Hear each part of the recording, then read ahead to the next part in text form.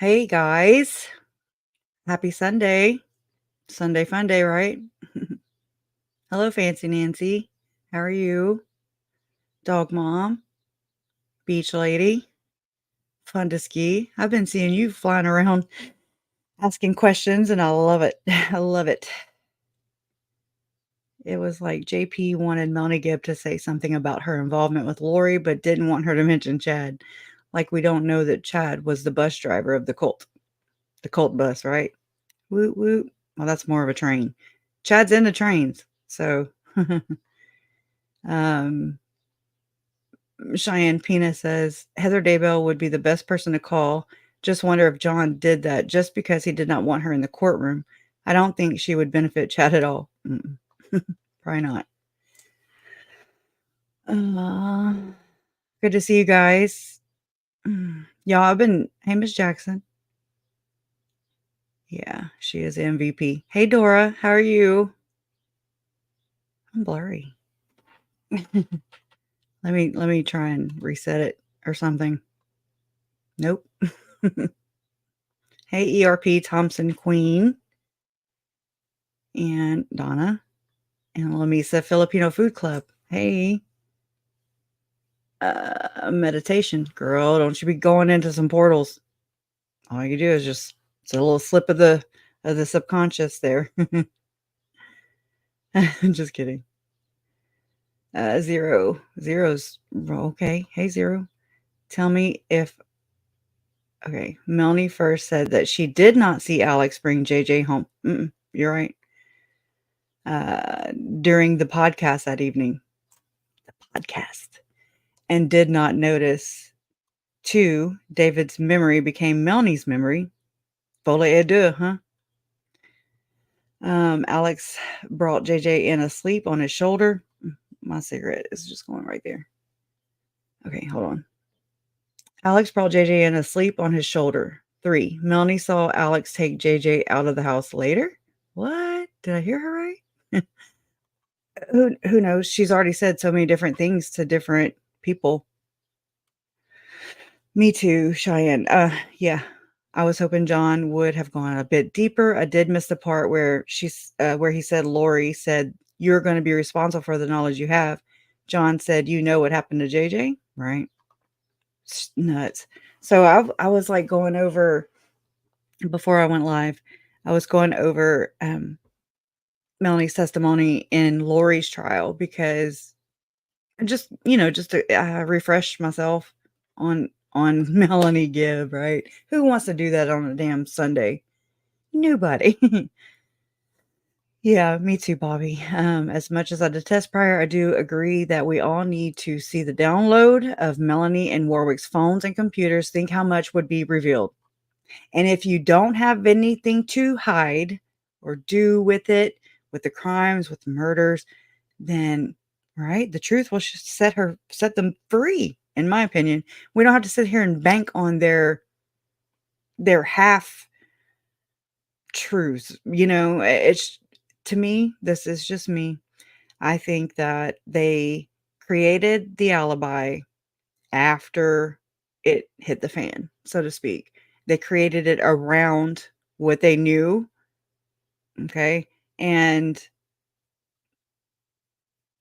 I mean, that's kind of convenient, but it also, if you're not telling the truth, and you're having to do that, you're having to make up an alibi because it was really, really, really way more apparent to me when Melanie Gibb testified in the last week in Chad's trial. I was like, oh my God. It's like it was way more details, right? And I mean, I appreciate those. Not that I want to hear the details, but it helps me to uh, not just have so many questions, Hey, Hughes. Hey, Carrie Ann. Hey, KJ. Oh, girl, you got me with your car. I was like, okay, what is she doing? Oh my God, it's beautiful, right? Midlife crisis, hashtag. She needs to. If they were on drugs, it would explain the bizarre freaking behavior that these people, it just exudes off of them. And, whew, want to wear a pin on our nose. Flavor Aid or Kool-Aid. Right? Let me know if my teeth turn red. I hear people even on that side asking why we are still letting members just operate even though leaders are behind bars. I'm thinking of Warren Jeffs as soon as you said that. Oh, God. So this brings me back a year ago and Lori's trial. And I was there the day that David testified. So he comes in and he's just like, the judge is asking him if he's reviewed anything about the trial. And he's like, yes. He's so stupid. Anyways, I'm not going to say it twice. I mean, I don't know what it is about him. It drives me mad. It's because he's playing. He's not innocent. He's not an innocent dude. Not in my theories, in my head, in my conspiracy or whatever. I swear he's the main one he's basically the only one that whenever I imagine or picture or, you know what I mean? Play things out in my mind, it's like he's wearing a hood straight up. And I'm just like, ooh, and he's been rubbing elbows with Tom Harrison and Avraham Gigliotti and Karen Prier in these conferences that transitioned. And that's all they do. They rebrand is what they're doing. So then it created Preparing a People, which Mike and Nancy James. I always say Mike James, bitch, instead of Rick James. Anyways. But they were all up in it. And then, the weekend that JJ was murdered, the whole Firm Foundation thing, okay? I really think that because I think there's a group of people. I think there's a group of people, way more than just Chad Laurie and the Circle Jerks that have been named. There's a group of people that do this gathering, so to speak. Look, I don't know. This is just, and I try to swim. I'm like, I don't want to go here, but I can't help it. I mean, I really do. I've tried for 5 years to just ignore it, and I can't. And it's so uncomfortable, because it's so stigmatized also. And I think that that's why these ritual crimes still occur, because they fly under the radar. They're never called out and exposed for who and what they are and what they do. And I mean, these have been happening since the beginning of time. Why? I think because we never hold them accountable, because and especially now in today's society, it's like, you get accused of being a QAnon, and I'm not political whatsoever. I'm just like, what? I still don't even know what that means, except that it's, I'm not a right wing, a left wing. I do eyeliner wings. That's about it. But I mean, yeah, that's the only thing that just plays out in my mind. And, and I mean, so just like we've seen with Lori, how let's say that she did kill Joe. Let's just say she had her hand all up in there, okay? Like we think she did. And got away with it. And then Charles got away with it, pretty much. And then, I mean, just went on this murderous rampage, right?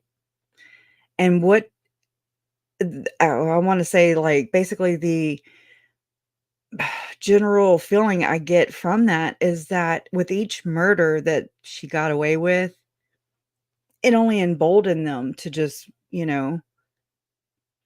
be shittier. I don't really know what to say to that. So it's kind of like with what I'm saying about this group that I think is way bigger than just Chad, Laurie, and Alex. Okay. And just even the ones that have been named, it's bigger than that. And I think that they're going um, under the guise, it's always a ruse of sorts, right? And they're using these conferences to collude with one another, to meet together, to prey on people, literally.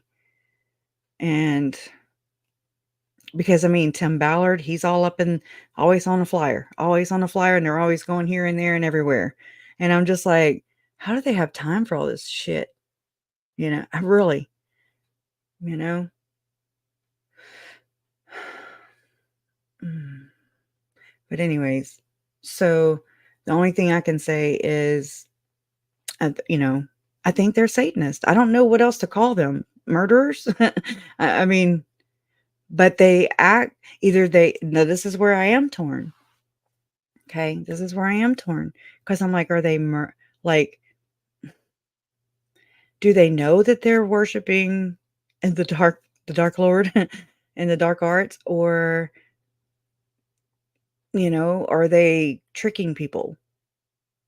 Are they blending in, so to speak? Because this goes bigger out to people like Jody Hildebrandt and David Hamlin and that brood, which all come from Southern Utah, Provo, Springville, St. George, Southern Utah. When I talked to Goel at length the first time, he's the guy that's doing the investigations into the ritual abuse, the satanic panic that Glenn Pace wrote about decades ago. Decades ago. Well, it's never gone away. Thank you, KJ. Love always wins. It's the law. It's the best law, I think. Thank you. You need to come pick me up in your car. Vroom, vroom. We can Thelma and Louise it. What do you think? You buy a fly. I'm joking. Anyways, yeah, thank you so much. Oh, man. So, I mean, I've been digging into this forever, right? And I mean, it's again, I'm not here to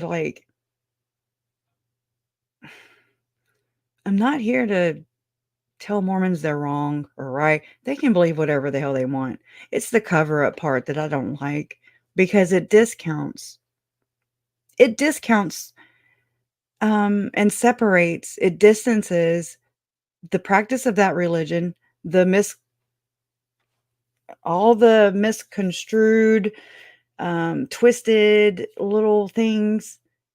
They take truth or I say people take truth and they twist it into to fit their own narrative. And I'm not here to say you're right or wrong. I'm just not. I'm just, when people distance this practice, this belief system, this church from my family, it's an insult. And it's so deep. And I mean, I think that that's very disingenuous. So there are practicing Mormons, active Mormons who are following this case. They want justice, but it's always with a condition. And those conditions are, as long as you stay within my comfort zone. Okay. That's my understanding, is like, you can stay right here in this. Thank you, dog mom. You can stay in this comfort zone, but nothing, I can't go beyond that. That's what I think they're saying. You know what I mean? Thank you so much. Love always wins to you too.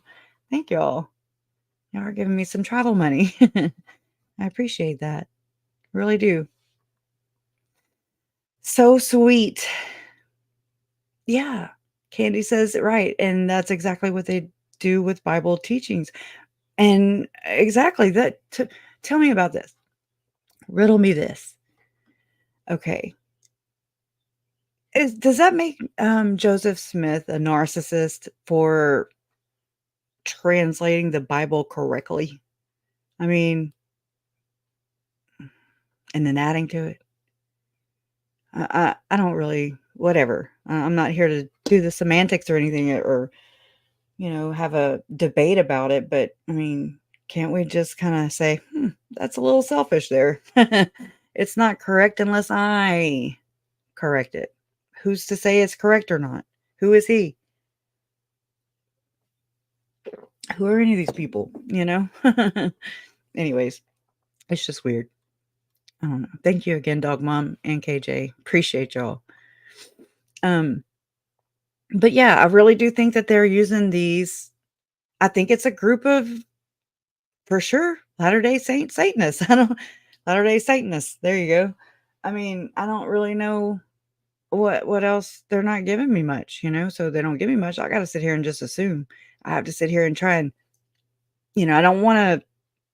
Now, I don't want to just force things, but I mean, again, I can't like back away from this train of thought, this where it leads me. And yeah, I just want to get to the bottom of it, because I think that's the only way to go anywhere with it, to fix it. How usually, let's say there's me and you, or, two people, and one person goes to the other person and they're like, hey, such and such is bothering me. This is my experience, yada, yada, yada. And then that other person's like, oh, well, I'm sorry you feel that way, or they refuse to acknowledge it. Well, where do you go if somebody refuses to acknowledge it and then the other person's like, oh my God, then it's like you can never, I mean, you could fix it on one end, but not fully, because I don't know. It's strange, it's odd, and they drive me nuts if I let them, for real. Alright, hold on.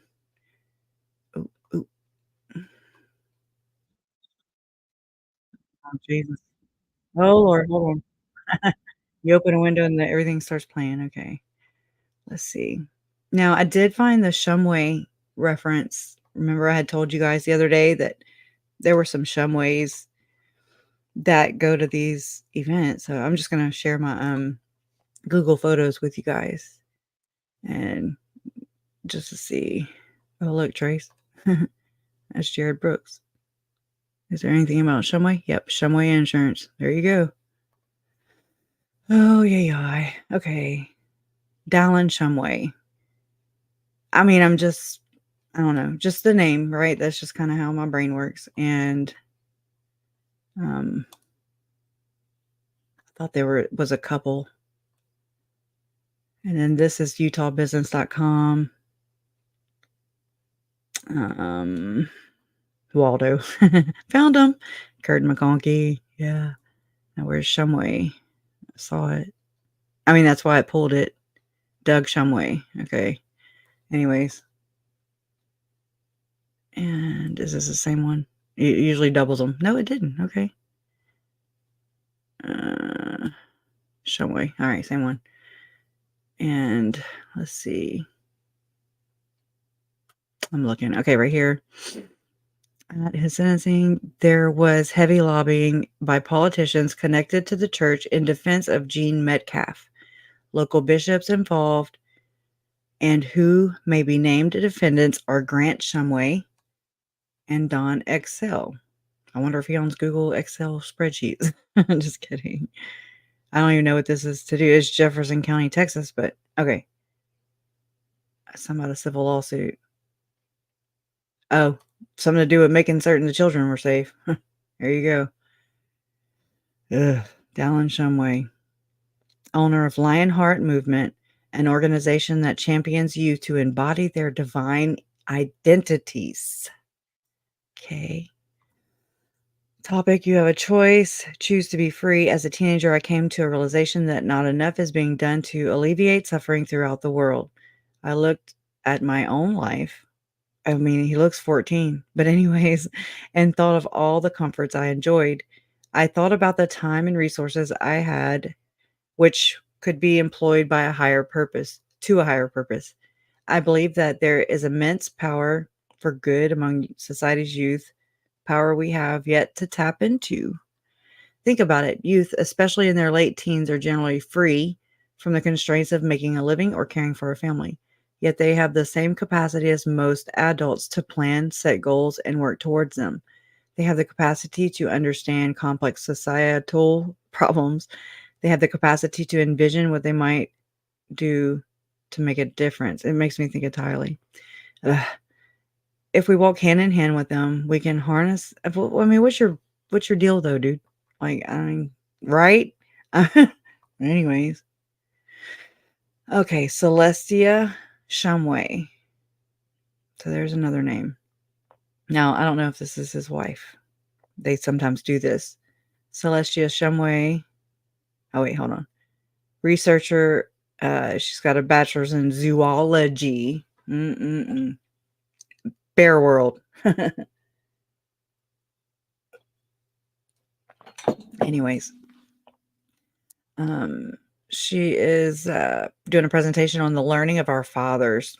And good God, it's all about the covenant, right? With Tim Ballard and the fathers, the founding fathers, Mike and Nancy James also. She is a wife and a full-time homemaker and stay-at-home homeschooling mom. I mean, that's a little bit contradictory. You don't have to say stay-at-home homeschooling mom. Of 7 children and grandmother to 1. With 4 out of the nest and 3 still at home, she loves to learn about the Book of Mormon and many other topics. Real foods, nutrition, the Hebrew language, homeopathy, natural healing, childbirth, breastfeeding, game schooling. The hell is game schooling? I don't want to know. Finances, homesteading, photography, blogging, music, classic literature, and so much more. She graduated from BYU with a bachelor's degree in zoology. She lives in Provo, don't you know? Let's see. Okay, so this is from the chat. I mean, not from the chat, from the text. This looks like a transcript, actually. You know how you can copy and paste it from the transcript section in YouTube videos. Anyways, but it says to rate her family light and dark. That's what he's gonna do, just to give you an idea of how smitten they were right from the get-go. By the next day, 10/28, there was a burner phone involved. So Melanie, too, was what it was called. It was Chad Daybell. Also, Bishop Shumway. You know, when you buy a burner, you could like probably put your name in, like, you know, your name. But in this case, you used fake name. So it was stored as a contact in Lori's account. So when it called or whatever, it popped up, but it wasn't Bishop Shumway. It was Chad Daybell. So by the 28th, they're buying burner phones. Like I think I've said in another video, you're not buying burner phones because you're up. Oh, I think this is from Linda. It's a crime. I can tell by the way it just said that. um, yeah. Like I said, it duplicates a lot of things. I wish I would highlight them.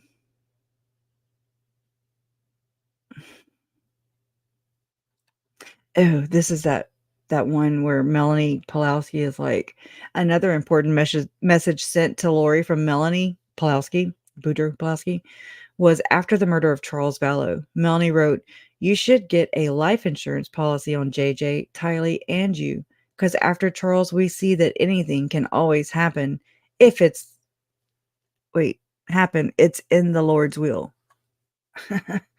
No. Okay. Freaking psycho. Here's the Melanie 2 thing. Chad Daybell is who the phone contact was. Bishop Shumway. So Lori's using Bishop Shumway. Interesting. The names they pick, right? This number was stored as a contact in the probably Lolly Time account on 10/28/2018. 10/28. This is 2 days after they allegedly met, right? This would have been shortly after Lori met Chad Daybell. The number was stored under Melanie 2 and Bishop Shumway. The blank account shows phone calls associated with this number and text messages between Emma Daybell Murphy. Emma is the daughter of Chad Daybell. So,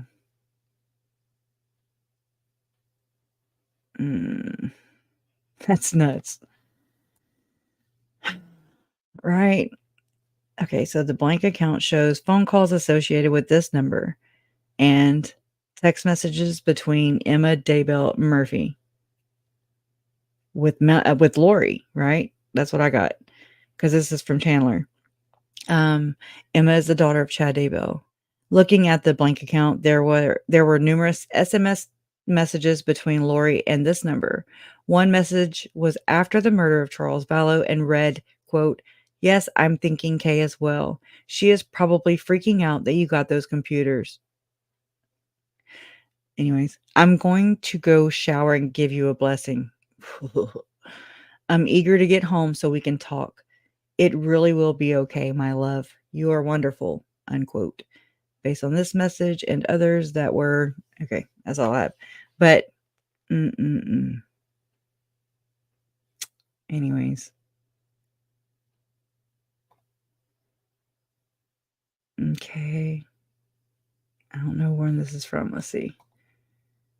So this is from Lori's trial, and it's that agent, FBI agent Heidemann, Nicole Heidemann, and so right here, let me see. Let me see what day this was because they don't say on this. April 24th, 2023. So somewhere around that day she testified last year. 11:28 a.m. Let me start on here. 11:12 a.m. The next slide shows activity on the Lolly Time Forever Gmail account from March 7th, 2019 through December 14th, 2019. Heidemann says she was asked to conduct phone attribution during the investigation. This is when you determine who the primary user of a phone is. She has a PowerPoint presentation with information that Blake asked to admit into evidence. Blake's computer is, okay. Heidemann says investigators determined Chad Daybell had 9, not lives, 9 phone numbers between October 2018 and January 2020. Now just think about that. If you're not doing anything sus and deplorable, like cheating, on your spouse, I don't think you would need 9 flipping phone numbers. Okay. Just throwing that out there. So to me, it's like I've been able to kind of see where with all the things that are coming out, yes, it's a lot of stuff that we already know, but putting it together from this trial and preliminary hearings, just all those things, it really, for me, it really does paint a much clearer picture as far as just how how they say that your history is a good indicator of what's going to happen. It shows to me a history that Chad, I mean, has always been like this dude right here, just cheater, sneaky, slimy, horn dog. I don't really know what to call it. He needs a blessing of his own. Anyways. But it just, to me, it's kind of bringing that out for me. I don't know about any of you guys. Okay, so, and then there were 3 numbers of interest. Lori Vallow had 6 phone numbers. There again, 3 were of interest. Alex Cox had 6 phone numbers, 3 of interest. So how many of Chad's were of interest? Let's see. Did she say? Heidemann says investigators determined Chad Daybell had 9 phone numbers between October 28th. They didn't say about Chad. Maybe she'll say it soon. John Pryor, Chad's attorney. What? Oh, okay. I was like, this is from Lori's trial, but he was there taking notes. John Pryor, Chad's attorney, is back in the courtroom this morning. He is taking notes. Heidemann going through Chad Daybell's cell phone attribution list. It was listed on flight records, a Hawaii lease agreement, and other documents. This number was saved as, quote, unquote, Bishop Shumway. In the Lori for Style iCloud account, it was saved as, quote, Dad, instead of Daybell's phone. So when they did the forensics and everything and pulled all that data, Seth was like, had that number programmed as Dad. But Lori had him programmed as Bishop motherfucking Shumway, right? Let's see. 1128. Okay. All right. A second phone number associated to Chad was saved in the Lori for Style iCloud account as Melanie 2. A third phone number was activated when the second phone number expired. It was saved in the Lori for Style account as freaking Jamie. Who the hell is Jamie? Right? I wonder if it's Mike James. I don't know. Just the fourth number associated to Chad was saved as Bubby in the Lollytime iCloud account. It was activated from July 1st, 2019 through October 2019. This phone called the mortuary in Arizona after Charles died.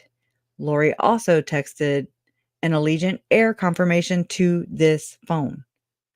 Lori also texted this phone, birthday kisses all over. Right. Gross. Barf bags. And was saved as Bishop Shumway in the Lori for Style iCloud account. Now, hold on. I'll ask y'all in a minute. Well, I want to be able to see what y'all say.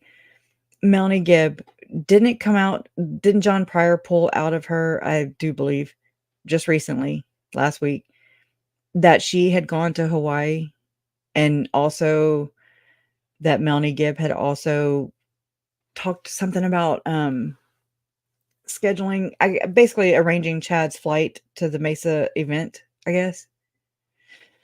Let me go over there and see what y'all got. Bubby is Chin. Yeah. Harf. Who is Bubby? Bubby is Chad. Chad is Bubby. Yeah. I think so too. I mean, I don't know why not, TC. I mean, it doesn't make any sense to me. Why would they not? That's what I forget her last name, or when I first came on, her name was Bobby, and she said that, and I mean, it makes all the sense. And I mean, you went and collected DNA, but we're not going to get their damn phone records. Phone records. Okay. Anyways, it just don't make too much sense. I don't. Hey, K-Tech. Yeah, he did. Yeah, he paid for too many burner phones. Denicia Rose says, big time drug dealers say that's a lot of burner phones. Right? Folks, KJ just will be unable to hop a flight to Idaho. Too much business picketing up around here. Oh, picking. I am bummed out about it, yet I will be there in spirit.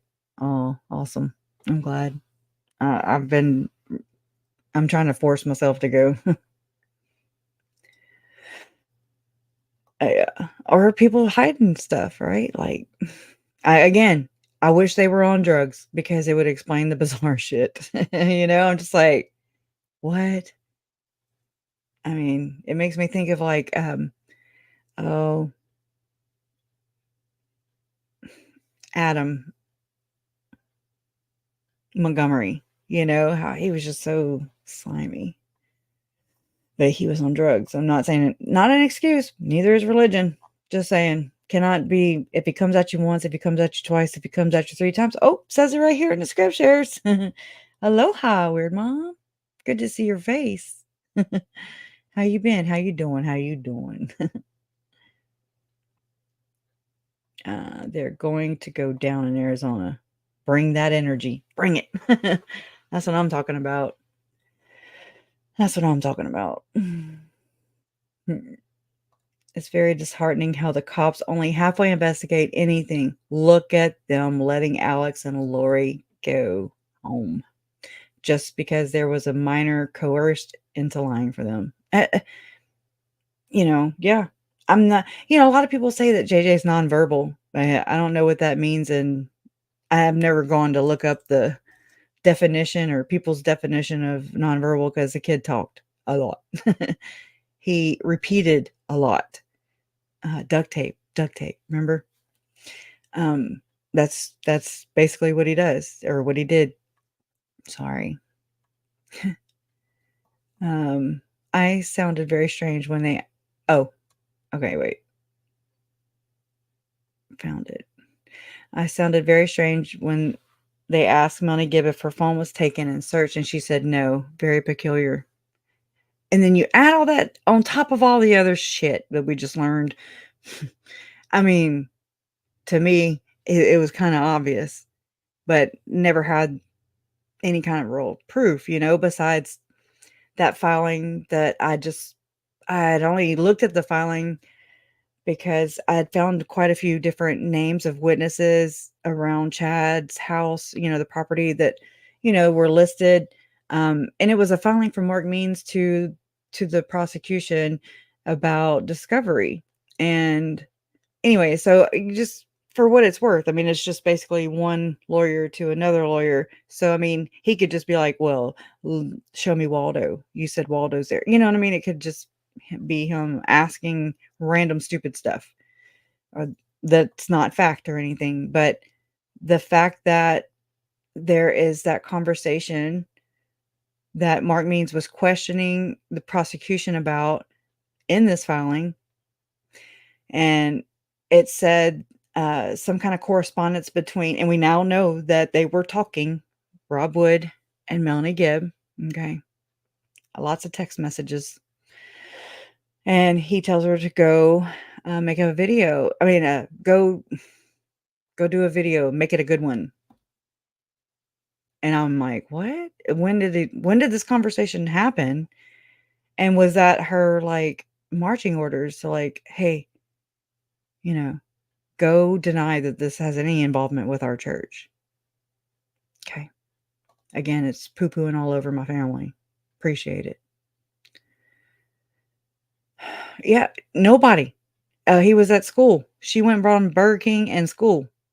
Okay. But then Alex is over there, July 11, 2019, telling the cops that they were going to stay home today and go do something fun. Well, why the hell did she bring JJ to school? Why was my Uncle Charles going to pick JJ up? Let's just say he went and picked JJ up and didn't get murdered. And he would have went and had breakfast with him and brought him to school. So either way, Alex's retelling of that was, yeah, we're just going to go hang out, hang low, hang thin or whatever. And that's not at all. That was not the plan. Obviously, right?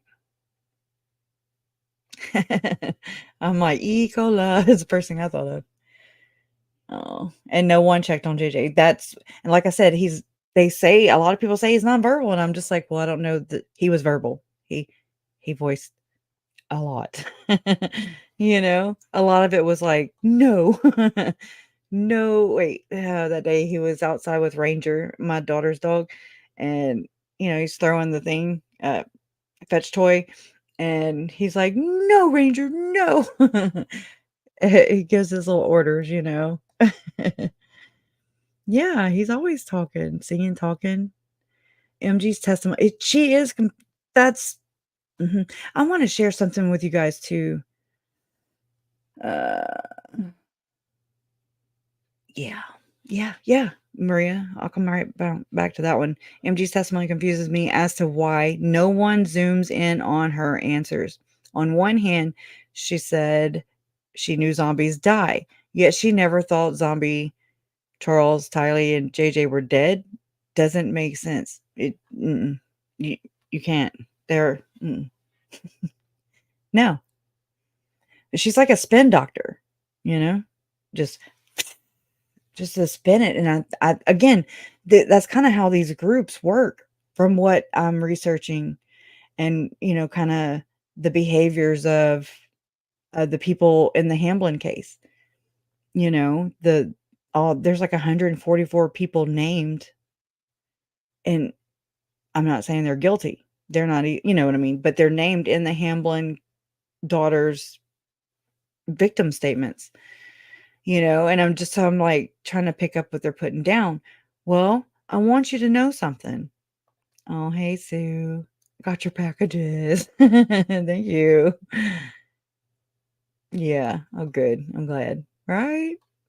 Which is it, MG? They die, or were you lying when you said zombies die?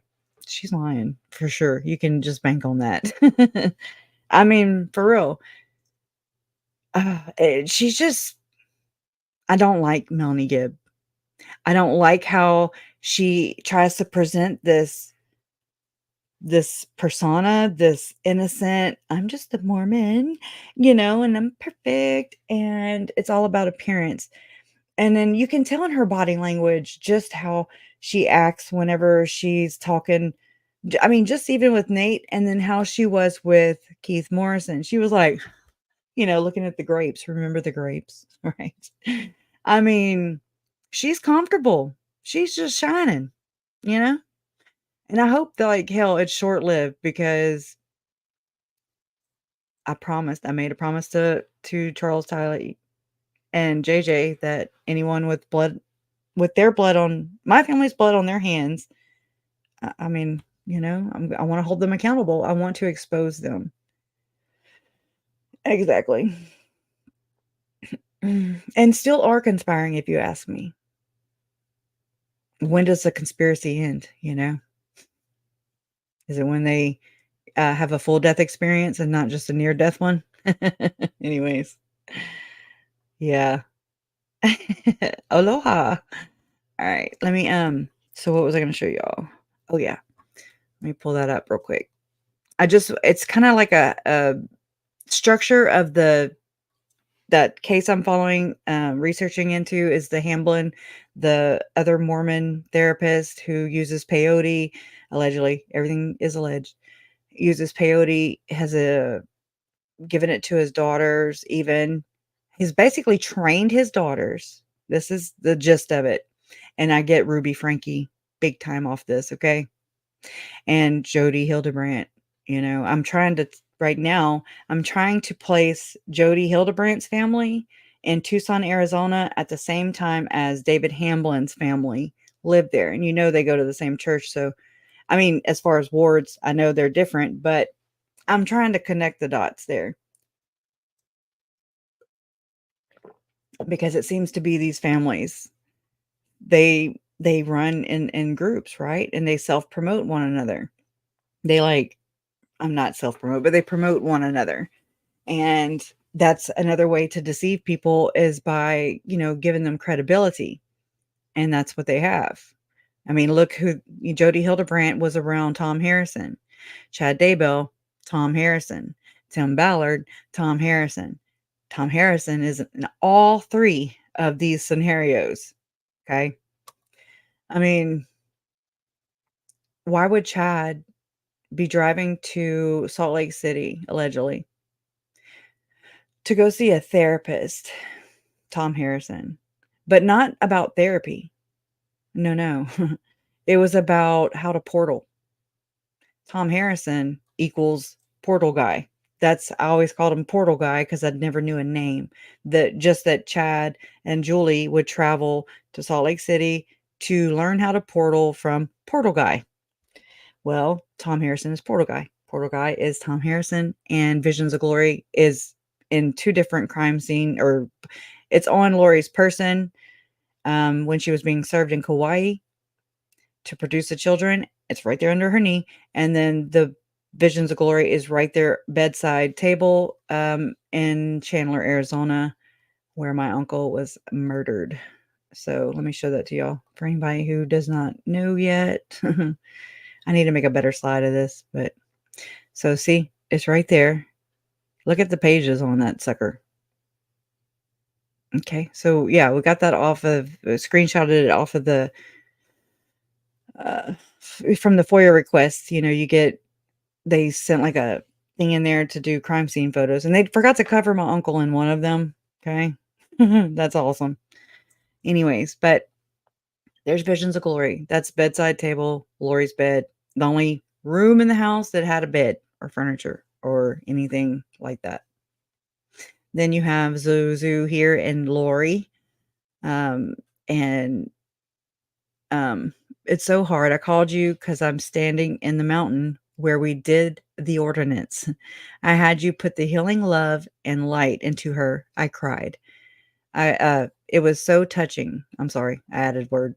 It was touching, so much better than church. Okay, and then down here it says reading Visions of Glory is better than church. Okay, so that's 1, 2, 3, 4 different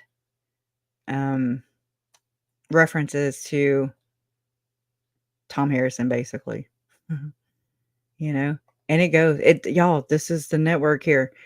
Whoever did, I thank these people who did this because I'm like, oh my God, and Tom Harrison is smack dab in the middle of it, with the Eternal Core, with Ken Krogh. Ken Krogh backs Tim Ballard, in Liberty 89, as well as the Spear Fund, which started whenever shit hit the fan at Operation Underground Railroad, and those women came forward with the civil lawsuits. Okay, so then that just goes to show you that this is just furthering. All they do is transition and transform into new entities, new nonprofit organizations, new so-called causes that are not noble by no means. And you got to think, M. Russell Ballard, the apostles, all wrapped up in between all this shit. Okay, they're Knights Templars here. Tim Ballard was knighted, as well as Sean Reyes, Paul Hutchinson, multiple times, multiple times. Okay. So that's Freemasonry all the day long. Okay. Then you have President Nelson, who was in Skull and Bones. He's in Skull and Bones. So was M. Russell Ballard. And I do believe, I'm about to bring this home, that Tom Harrison also is part of the Skull and Bones secret society, them damn secret societies, Melanie. Just keep on talking, girl. We're going to hem you up no time. Okay. Let me make sure. Let's see. Okay. I don't have any more, I don't think. Looking. Oh, here. I'll play this while I go pull up this other slide, okay? Okay. In an article I published in 2017, I created a flow chart to show how the nonprofit OUR worked with the for-profit venture, the Abolitionists LLC. Tim Ballard would control both organizations. OUR would provide what would be referred to as the sizzle video of operatives helping rescue child sex slaves, while the profit venture provides video that could be used as evidence, but mainly for the TV series. Initially, Ballard would be paid by both entities. Russell Ballard invested on the for-profit side. Besides Russell Ballard, two other high church officials are believed to have invested with Tim Ballard's for-profit venture: Robert Gay, who has since become an emeritus general authority, and Dale Renlund, an apostle. The three purportedly invested about $600,000 in 2013 in Ballard's movie-making venture. All declined comment, would neither confirm nor deny.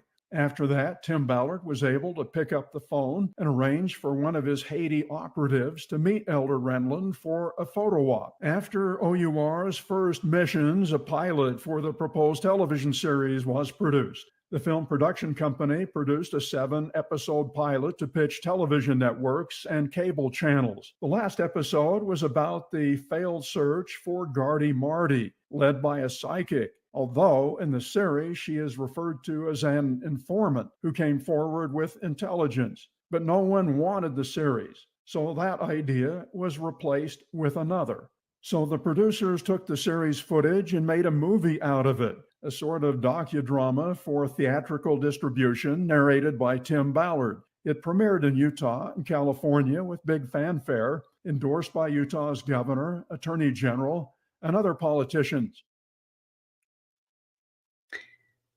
So, bam, right? I'm telling you, it becomes way, way more clearer. It is. Yeah, if there's a cult leader, it's freaking Tim Ballard. Straight up. But whatever they say. All right. Okay, let me go switch screens to how I think it's structured. I know we're talking about Melanie, but we are kind of, you know how I roll. So it's all them. All right. Hold on, let me go full screen here. All right, so this was just something. It's the structure of the Church of Satan, and what I mean by that is it's a Utah ritualistic case. That is David Hamlin, right? David Hamlin is the Mormon therapist who would administer peyote to his daughters. This is like basically one of the OGs from the so-called satanic panic that has been debunked. Okay. So there's that.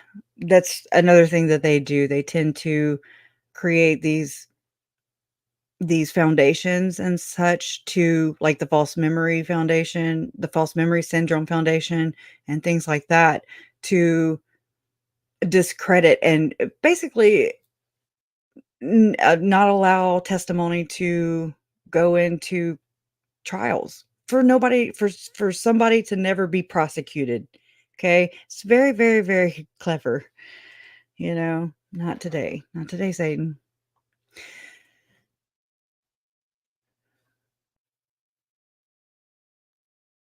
Oh, okay, you smell what I'm stepping in, girl? It stinks to high heaven.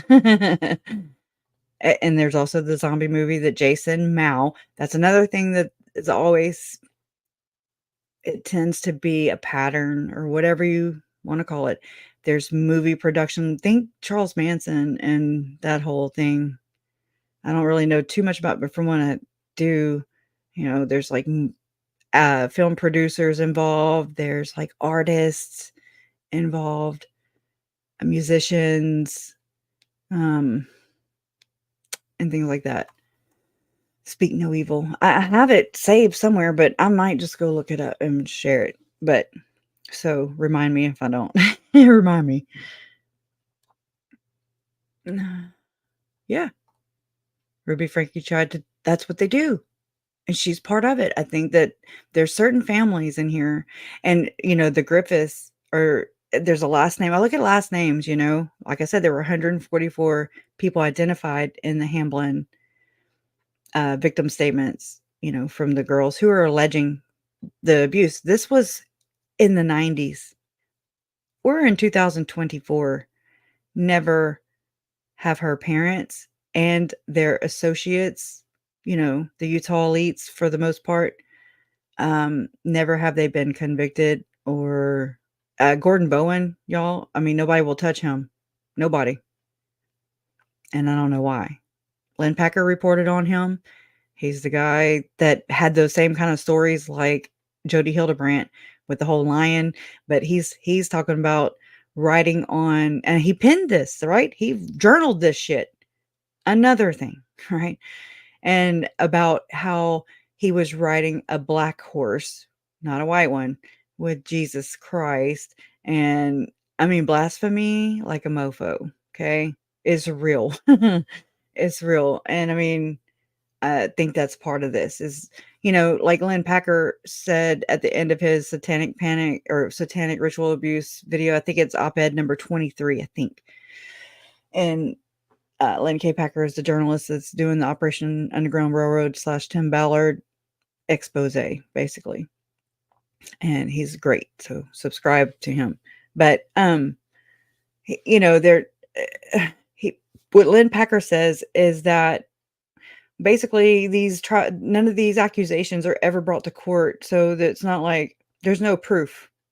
People need proof. Okay. Well, I got proof. There's Tylee and JJ right there. Proof. Ritual murder.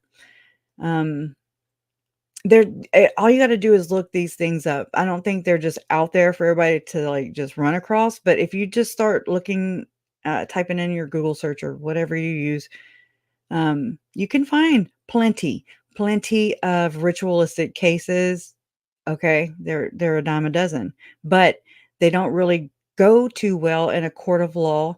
So, like, how Rob Wood and Lindsay Blake put this, where it is with this case, which the charges against the indictment against Chad and Lori, how they said that it's due to the religious beliefs espoused. That's about as close as I think we'll get, because that's you tend to start mixing the idea of the devil, and that's another tactic I think that is used. Think about the mask that we saw and all the weapons, all the knives, all the guns, all the things, the ghillie suits, the using different names, and all these crazy assholes coming around. Okay, I think of just straight up psychopaths. And that's what these kids were subjected to before they were taken out by these weird people. Okay. The whole coon thing, you just reminded me about that too. Burgess Owens has made a reference about coon. He's a black guy, so I'm just like, okay. Talks about Uncle Tom's Cabin. Janet Russin recently made an accusation, not an accusation. She made a comment on the guy's channel, The Last Dispensation, with Troy Abels, that guy they were using to spin how they're going to spin out of this. And before before Tim decided to go Catholic. Okay. Um, they're always like working. They're always working it, working people, working their emotions, working all sides of them. Okay. Just gaslighting the hell out of them. It's all chaos. It's all chaos. Spin doctors. Well, so Janet Russin made a comment about Adam Herbets, right? He's the news reporter for Fox 13, um, Utah, or was it Salt Lake City? Fox 13 News, Adam Herbets. And they made a reference to him about being a raccoon, a coon. He was digging in the trash, they say, and that Janet Russin saying that they were digging in her trash. Well, so that coon reference, then Tylee, the day that Tylee's remains were buried on Chad Daybell's property. You have a raccoon reference there. Raccoon is a slur word, or coon is a slur word for, and I don't think this way, but for black people, dark, you get it? Dark people. It's so, anyways, and then you add all that with Idaho's, big white supremacist kind of thing that they got going on over there. Just, you can't make this shit up. Straight up. So, yeah, everyone has the right to their own beliefs until it involves murder. I don't know. I don't know if John Pryor put him up to it or not. It was sure nice though, watching Judge Boyce rip him a new a-hole. There you go. It's a white supremacist religion, so that clicks right in, Krish. Well, awesome. Yeah. It sucks. Oh, Sue Ellen just said Process Church of the Final Judgment. So stay tuned, right? Time will tell. All right. So, okay, way over here. Let me bring it over here. All right. So this is basically like just kind of how this is set up. So just know this is warning. I can only give one warning. Sensitive information, read with caution. Note this article contains, let me take something to drink.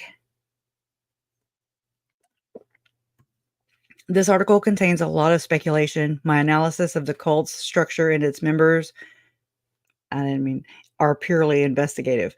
All the information I provide is based on victim statements. It is important not to jump to conclusions or assume absolute guilt based on the content discussed. The true facts will only be revealed if they ever go to a court of law, right? We could say that much. So I'm sharing this article today to help others connect the dots between the beliefs involved in the Utah ritualistic case allegedly linked to Mormon therapist David Hamlin. He was a member of the church too, and his associates, and the ongoing trial testimony at the Ada County Courthouse in Idaho against Chad Daybell. Lori Vallow Daybell was convicted of killing her children, Tylee Ryan and JJ Vallow, and conspiring to kill Chad Daybell's late wife, Tammy Douglas Daybell, in May of 2023. This situation centers on the infamous doomsday prophet and the self-proclaimed cult mom, drawing significant attention. From my perspective, these individuals in both cases are connected, either directly or through a broader shared a broader shared belief system.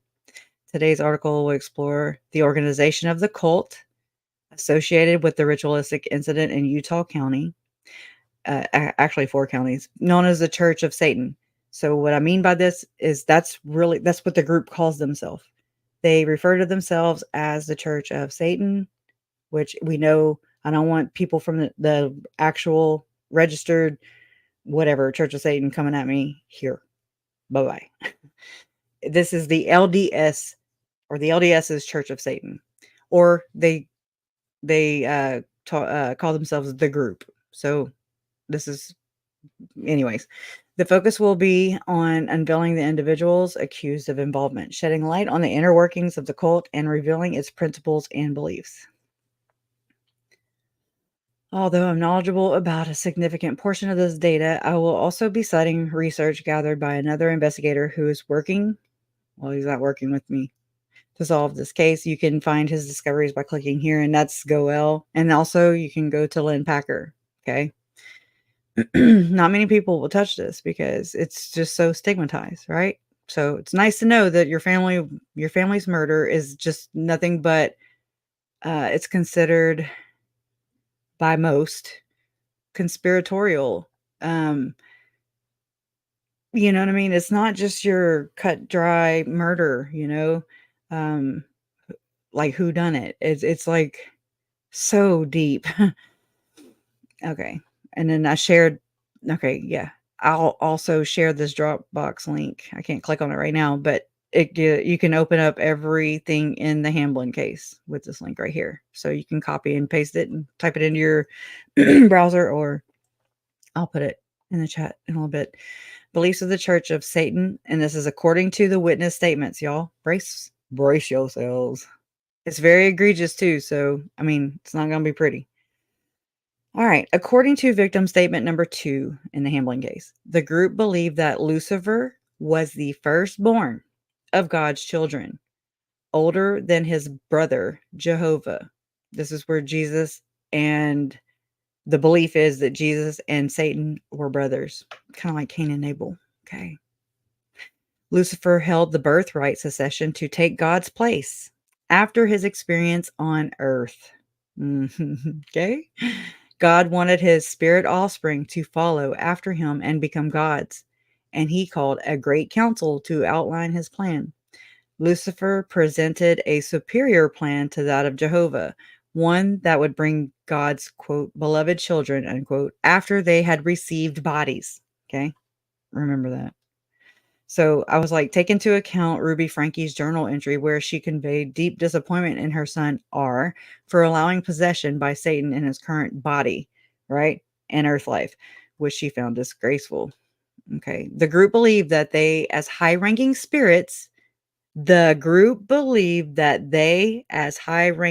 spirits, in their pre-mortal lives, sound familiar?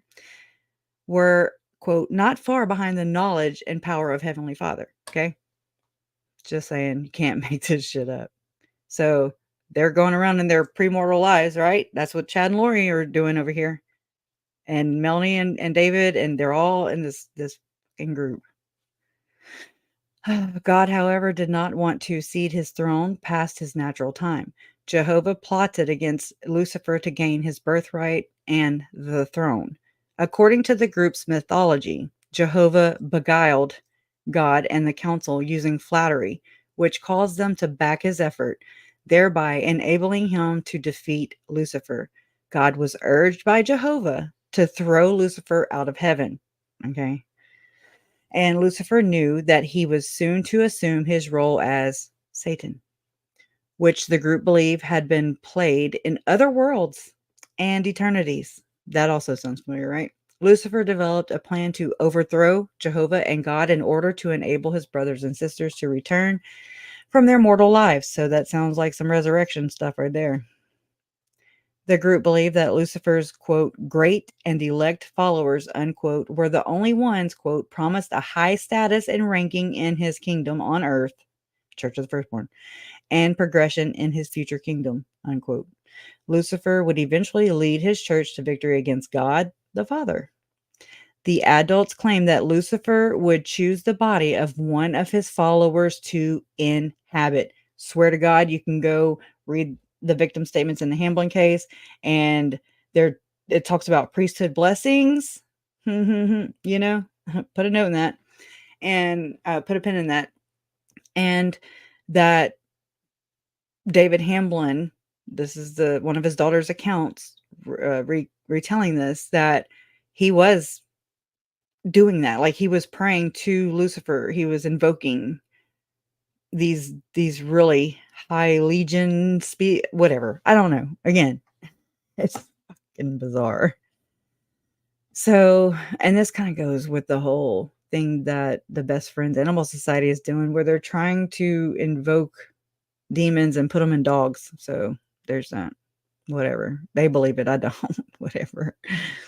The adults claim that Lucifer would choose the body of one of his followers to inhabit, which was said to be, quote, the highest honor one could achieve. Let me drink something. Water, but I don't have any. Victim number 2 also made note of the, quote, opposites game, right? Everything's freaking opposite, in which terms were inverted. Abuse was not abuse at all, and love was the sexual satisfaction of adults, while hate was going against the LDS Church of Satan.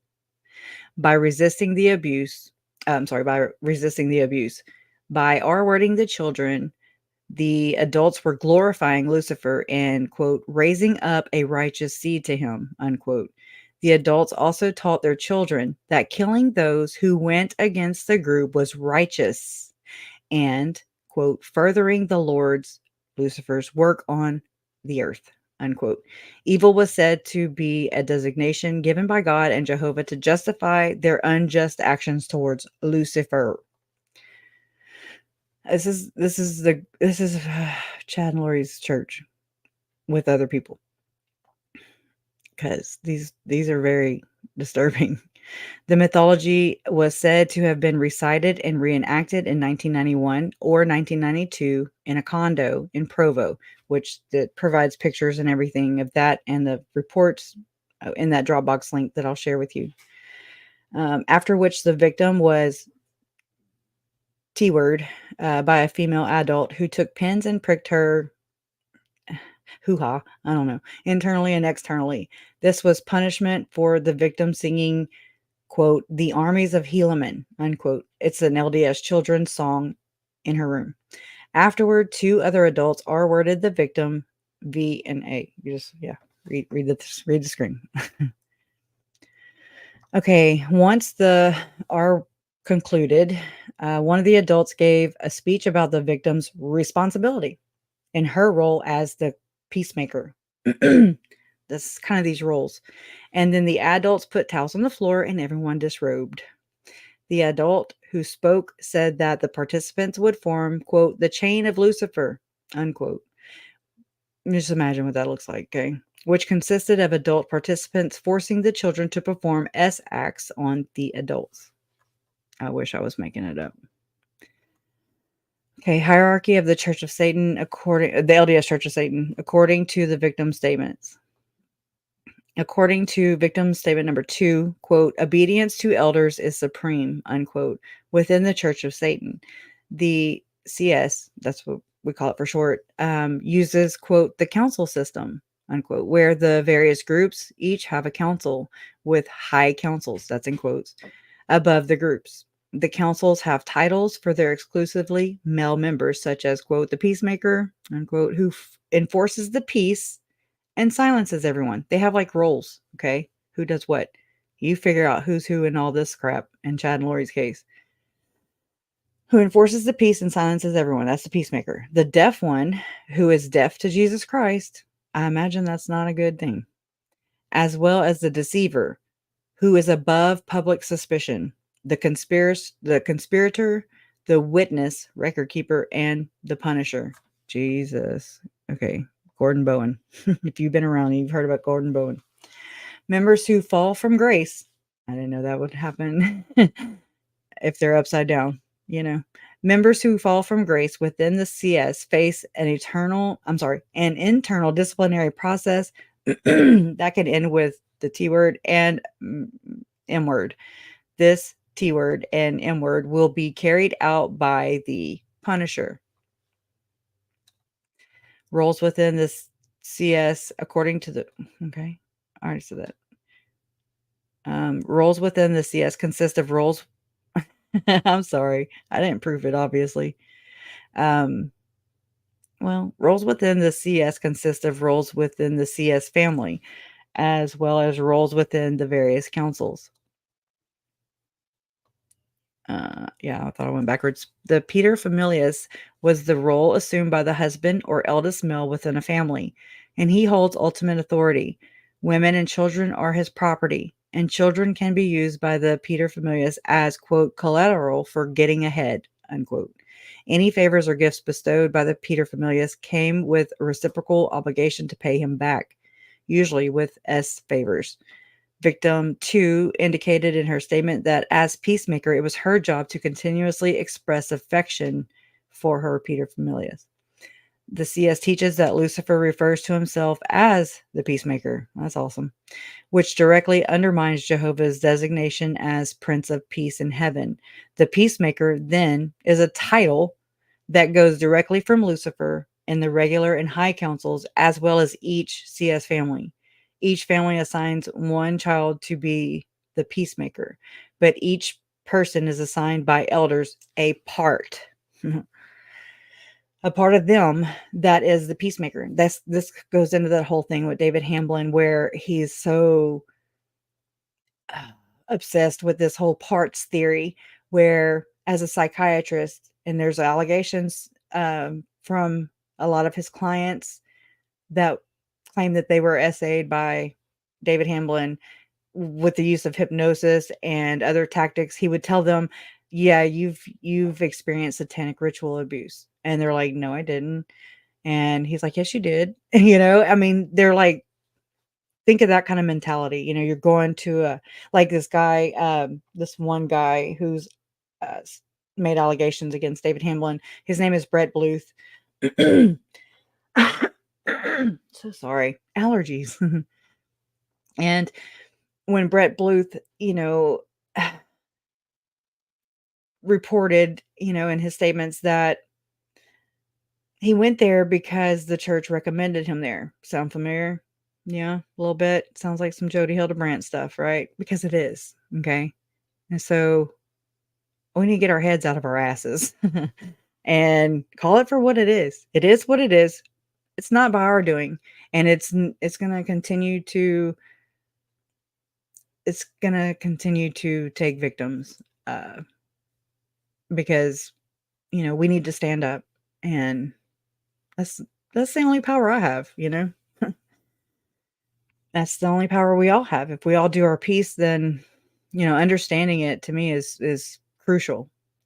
But so he went there because he was recommended by the church. I'm sure it was paid for by the church too, if you really, I'm gonna assume. I don't know that for sure, but chances are. And he was wanting to be cured. Brett Bluth wanted to be cured from his homosexuality. And David Hamlin's like, all right. And so David Hamlin's like telling Brett Bluth during his counseling sessions that Brett he had been abused before. He's an SRA victim. And Brett, was like, no, I'm not. No, I wasn't. And I mean, he was so willing to go through these therapy sessions, and it was to cure him of being gay. There's no, you know what I mean? No, all right. um, that's not how this works. Just like you can't cure a pedophile, in my opinion. There's no cure. Anyways, but that's the manipulation, you see. And I mean, and so there was SA that happened there allegedly. And anyways, so, but that reminds me of Jody Hildebrandt and how the church was, according to Jessie, her niece, saying that, all the times that like basically people drop, or couples are dropping their children off because they're in a part of this group. This is just me. This is my understanding of it. And they bring their children to get them trained. Okay. Some of that means, according to the victim statements in the Hamlin case, there was a boy whose mom dropped him off to be trained, and they would play uh,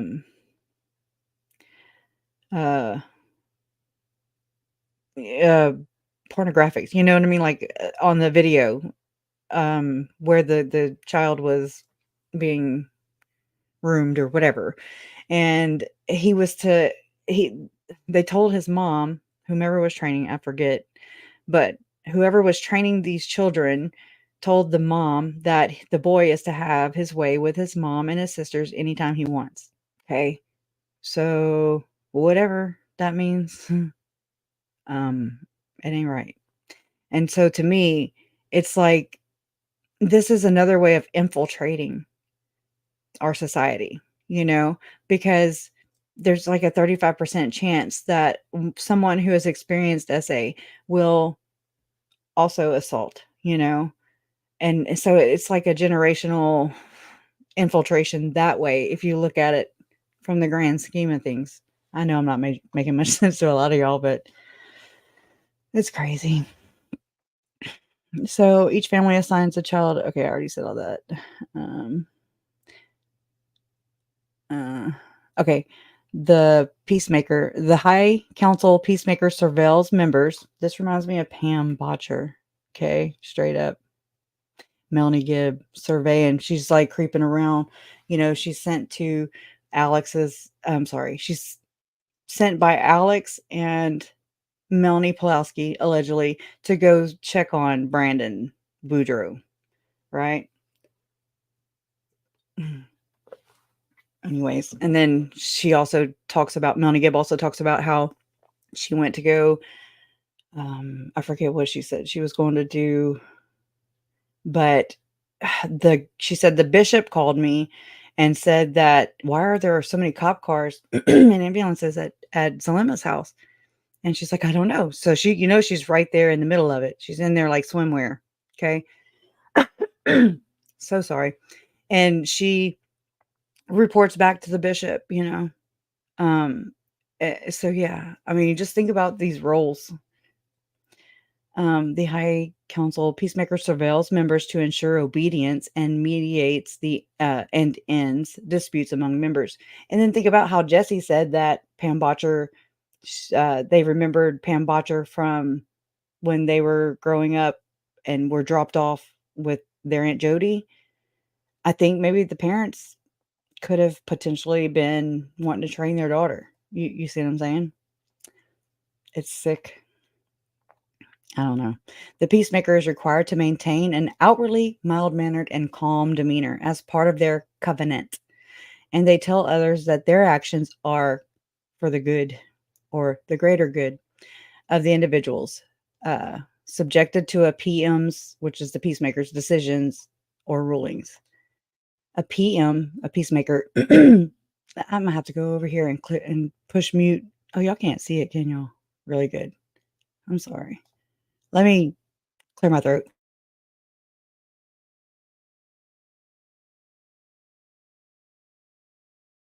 Okay, I'll try. Now you can see it. I don't know if it was just crappy on my end or yours.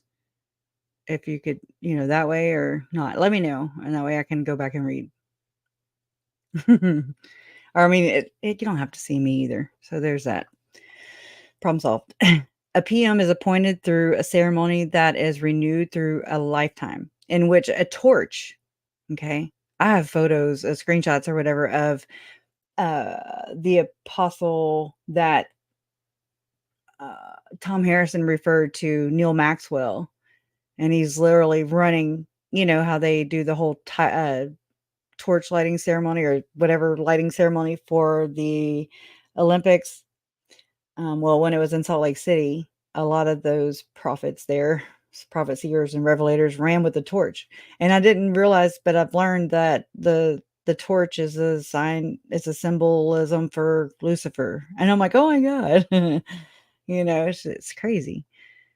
So, and then to know that Gordon Bowen worked with Mitt Romney on the ad campaign for that event, when Salt Lake City hosted the Olympics, right? It's just strange. It's so strange. Okay, so a PM is appointed through a ceremony that is renewed through a lifetime, in which a torch is passed from the oldest PM in a family to a child PM. The torch symbolizes Lucifer as a light bearer, and the PM is required to willingly endure trials in order to keep the peace. The covenant is partially found in Mosiah 18. The PM is required to be the witness of the councils and, as such, a spy within her own family, or their own family.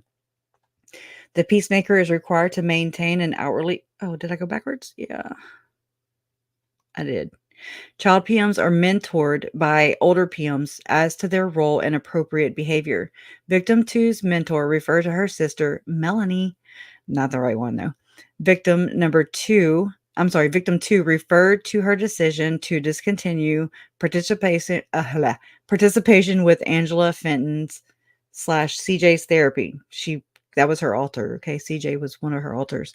Therapy as an event that was tantamount to turning in her Peacemaker card. Another elder PM, Peacemaker, arranged for victim 2 to live with another CS, where she was to help Melanie, Mitten, Jorgensen, and another unnamed individual become better peacemakers. Other roles mentioned throughout victim 2's statements are Master Mayhem and the Punisher. The latter is a kind of enforcer for the councils who carries out R word, T word, and even M word at the order of the these CS councils, right? Did y'all know that like Garrett Gong is also named in these things too? There's so many people named in these statements, it's unreal. Master Mayhem plays a key role in the CS, assigning violent tasks to the Punisher, who upholds CS regulations. Victim 2 characterizes the Deaf One as apathetic towards Jesus Christ and identifies the witness as the CS meeting historian. Victim 2 also notes that the deceiver is someone widely believed to be untrustworthy. The conspirator uses their influence to confront and intimidate opponents of the CS and its objectives. And its objectives is to bring in the New World Order. Just saying. That's the second coming that they're talking about. Anyways. My mouth's so damn dry. It sucks. This is the end for now. Otherwise, this article would become excessively lengthy. In the next installment, we'll delve into some of the practices, rituals, and ceremonies that they engage in. Despite the disturbing nature of this content, please spread the word. Justice must prevail, and sharing is our way of contributing. So what I can do, because the rest of it is it's the names. 100, I thought there were 144. 150 plus alleged members of the LDS Church of Satan, according to the victim statements from former Mormon therapist David Hamlin's daughters. VS equals victim statement. And so it goes through all the names. And, oh, damn. And all these Andersons, y'all. Remember when Janet Russin, some of you guys know from watching the Last Dispensation channel with Troy Abels, the one that I was telling y'all about just now, where Janet Russin tries to deny the fact that Tim Ballard is like, she was like, oh, it was not the ancient prophet Nephi. God dang it, it's not that one.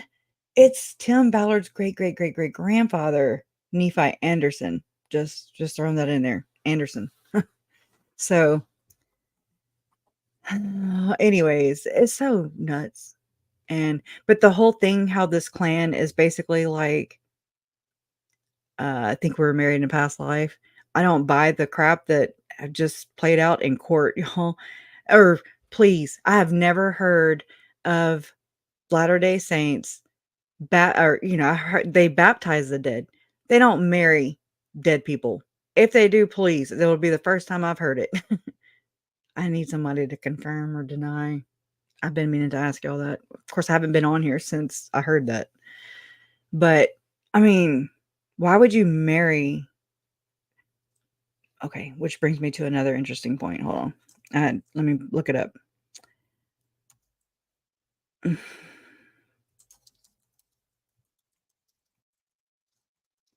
Because it's interesting. Oh, I didn't put Tribune. I put Salt Lake City. Like a dum-dum. Okay. I think that's his name. Hold on just a second. Because we are going to get this all out in the open in one swoop. I don't think so. Come on. Okay. It might be in Chrome. Let me see. Hold on. Hold, please.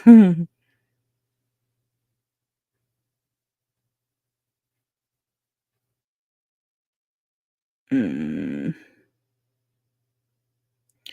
Okay, Google, not Chrome. Google has a lot of products, right? They all look the same too. I always open up the wrong thing. Okay. James Huntsman. Okay. So instead of, yeah, well, I can. James. James.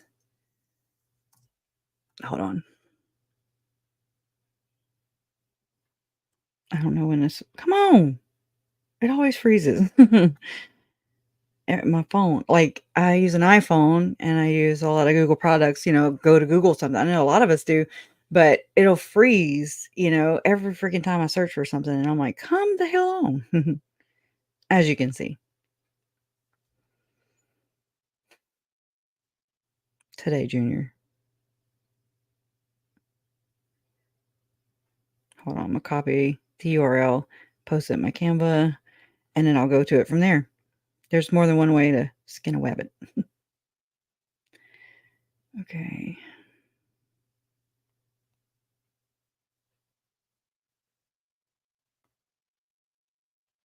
Mm.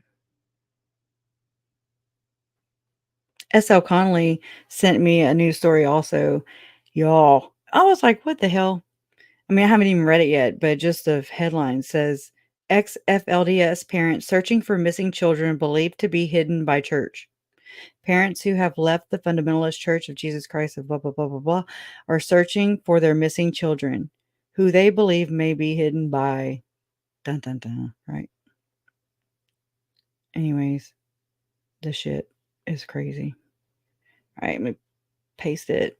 Okay. Good Lord. Network, right? Network. Hustling. Hustle and flow. Okay. Okay, let me hide this and let me go over to the other one that I just opened.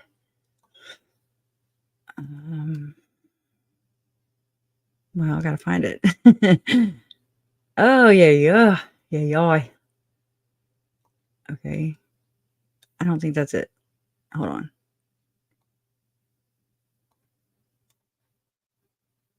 Okay.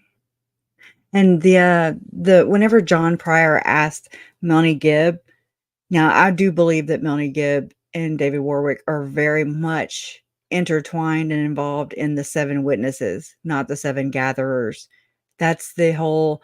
I mean, he's all up in the middle of these people, but not so much pulled in. You know what I mean? Like not like Mike and Nancy James, but the seven witnesses. Google that term instead because I think John just slipped, and that's why Chad smirked. Like, no, dumb, it's not the seven gatherers; it's the seven witnesses, because they garner these types of beliefs with the whole vibrations and all that. Y'all, it's bizarre. Um, and they have the doctrine to sin no more and to go no more out, as what they're termed. And me and Jen both have shared Val Brinkerhoff with you guys. Okay. What's the holdup? Okay, there we go. I think. Yeah. Okay. Now let me open this and then I'll go there. Okay. All right. I hope I probably might have to sign in. James Huntsman. This is what I actually read the whole article yesterday. I mean, this is from November of 2023, but I mean, it's just it caught my attention. Okay, so that's what I'm focusing on. Here we go again. Okay, James Huntsman on the LDS Church. Why? Oh shit. Well, come on, let's get this shit over with. I'll sit there and pussyfoot. Come on.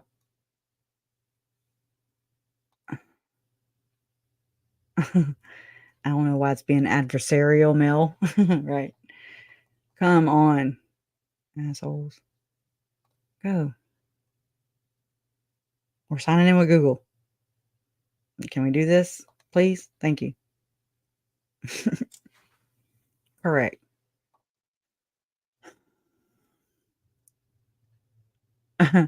The boundaries, okay? The hurdles we must cross. Now I gotta knock all the freaking ad things down. I can't stand that either. They distract me so bad. It's like whack-a-mole. Anyways, James Huntsman on the LDS Church, why he left it, sued it, and why he hopes to change it. And anyways, I didn't realize this till I got to the end of it, and I had kind of reread over the top again, from the top again, and that's when I caught it. And I was like, "Oh, crap." So, former member says he isn't trying to deprive the faith of its tax exempt status. He filed suit only after private negotiations failed and is especially disillusioned with the church's many requirements and its continuing doctrine of polygamy. Okay. I'm not just making this shit up. They practice it.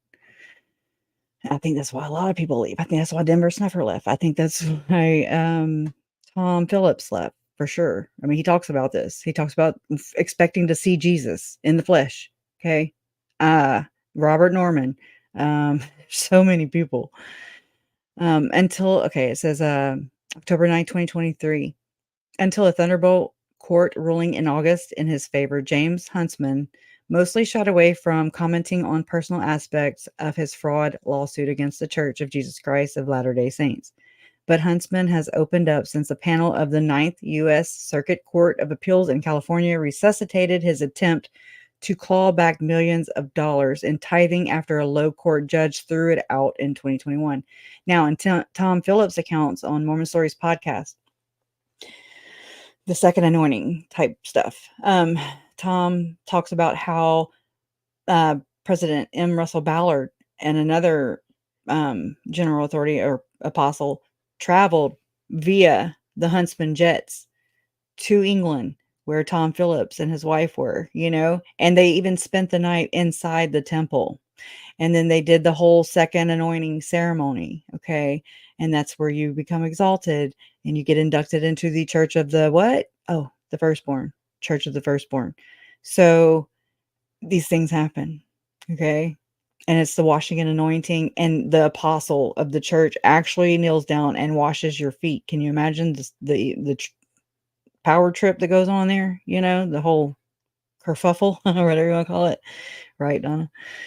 Okay. Anyways, so recent interviews with the United Kingdom, Daily Mail, and the Washington Post portray him as Mormon royalty. Right, boy, it's good to be a bloodliner. And de facto champion for many Latter-day Saints still active in the church who might be questioning how the faith handles its recently revealed trove of wealth, estimated to up to 175 billion or more.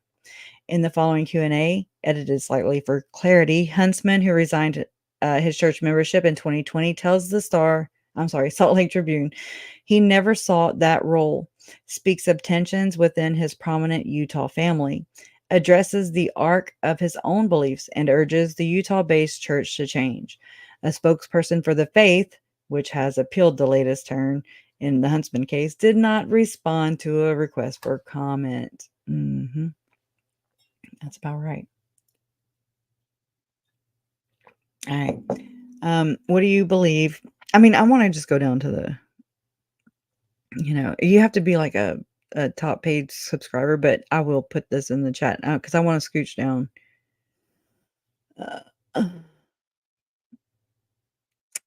Okay. And like his father right here,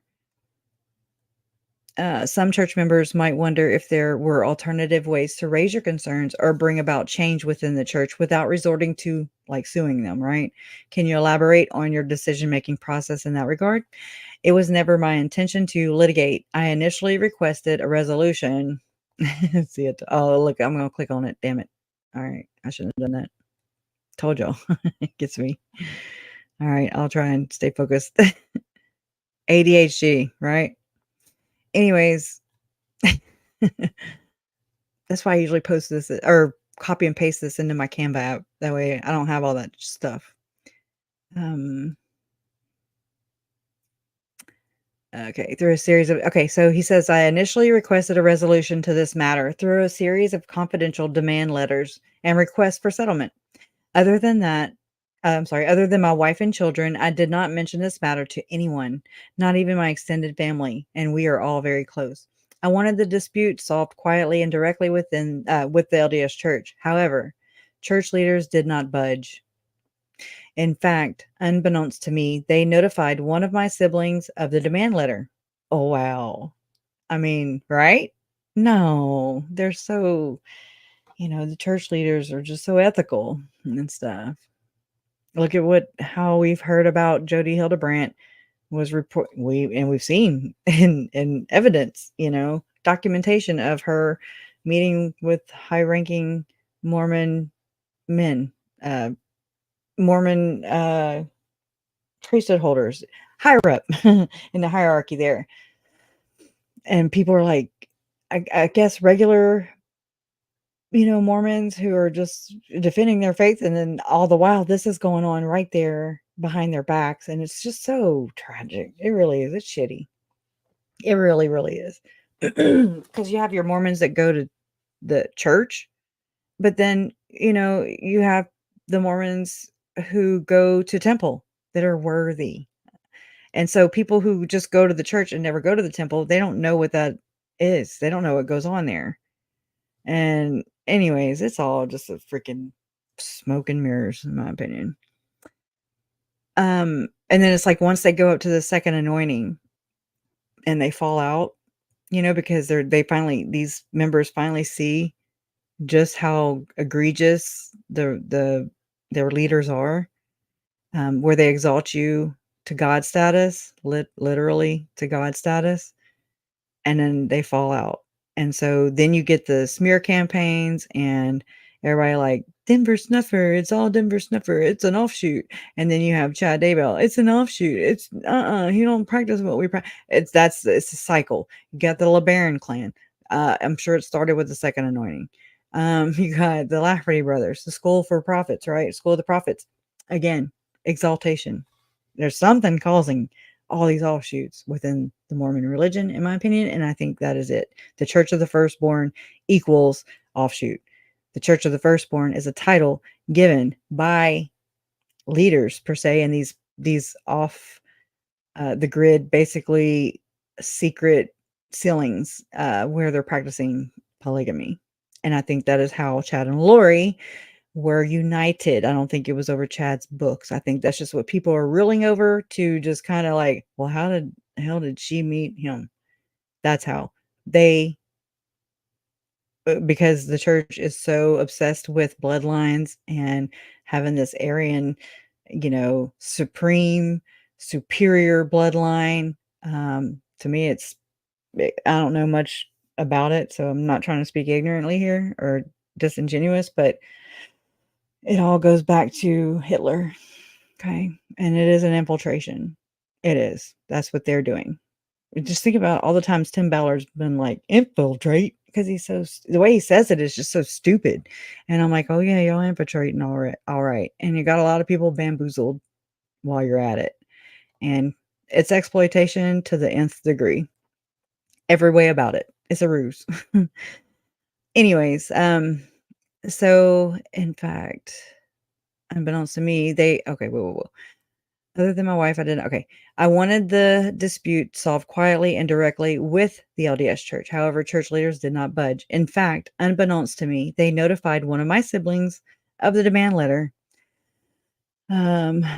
with the intention to lean on me to drop the issue. Pressure, right? That became complicated for me, and oh my God, that became complicated for me as I know my family's name recognition, especially within the LDS and broader Utah community.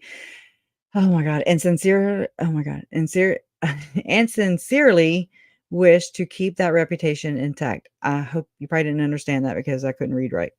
My father, John Huntsman Sr. Now, John Huntsman, somebody's name that runs with Mike Lee, his name, John Huntsman's name, was just found in the Epstein Little Black Book. So, for what that's worth. Okay.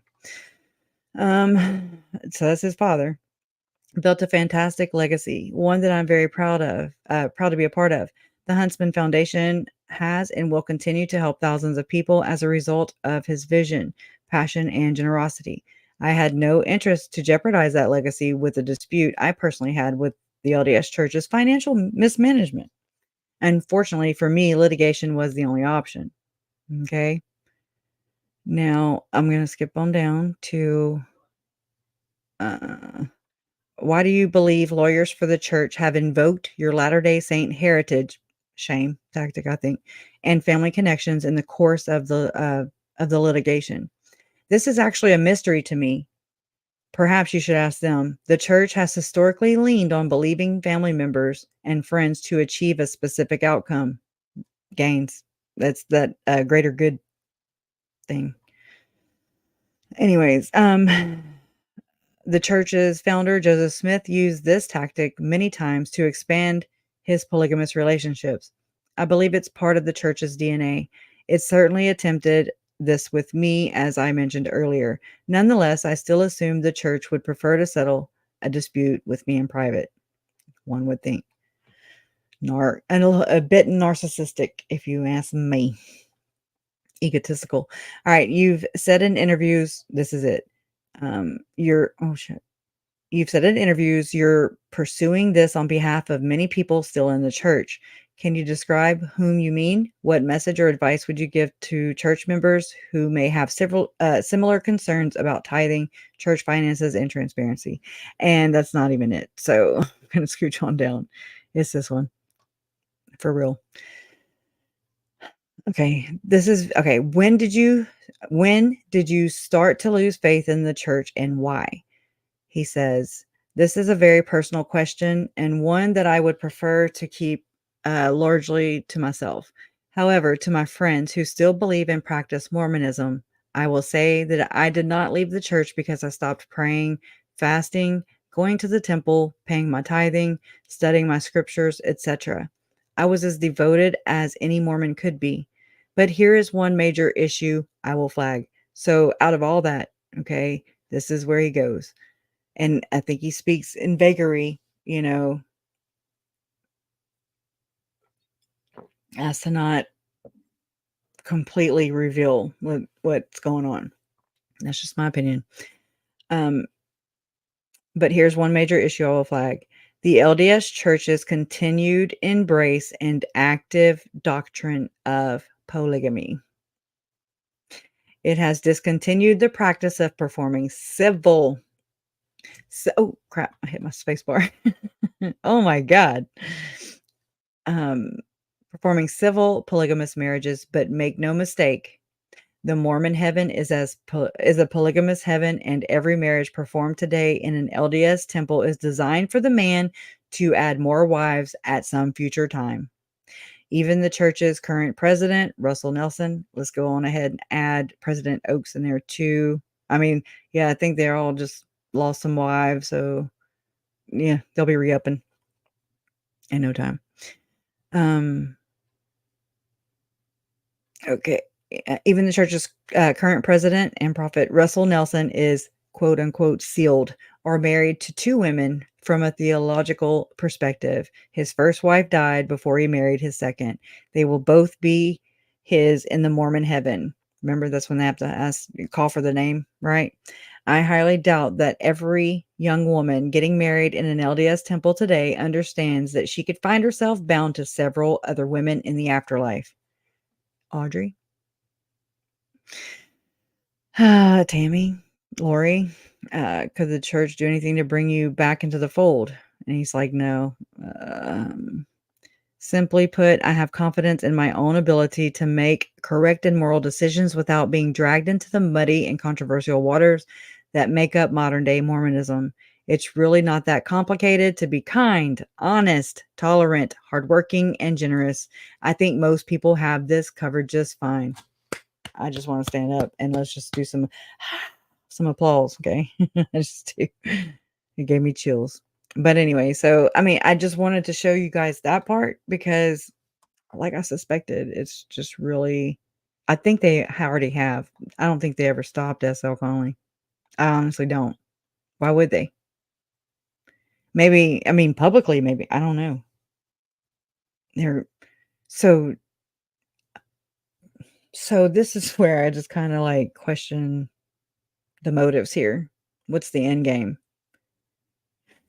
Besides trickery, I think about how Lori and a lot of people, but as a Nevermo, as somebody on the outside looking in, but I'm really trying to be sincere and genuine in my quest because it does me no good. I'm not here to be like fornicator, you know what I mean? It's not like that. Um, Mine is just like, why did my family have to be murdered? Why did they, where did this come from? Okay. And, it seems like there's always somebody on, above them, above people who are calling the shots, or it just seems to roll downhill that way, especially in this faith, this religion, this, what do you call it? Oh my gosh, not society, but culture. Oh my gosh. Oh god, yeah. Yeah. That all of them, Catholic, all of them. All of them. Tim Ballard is a Knights Templar, so there you go. I mean, there you go.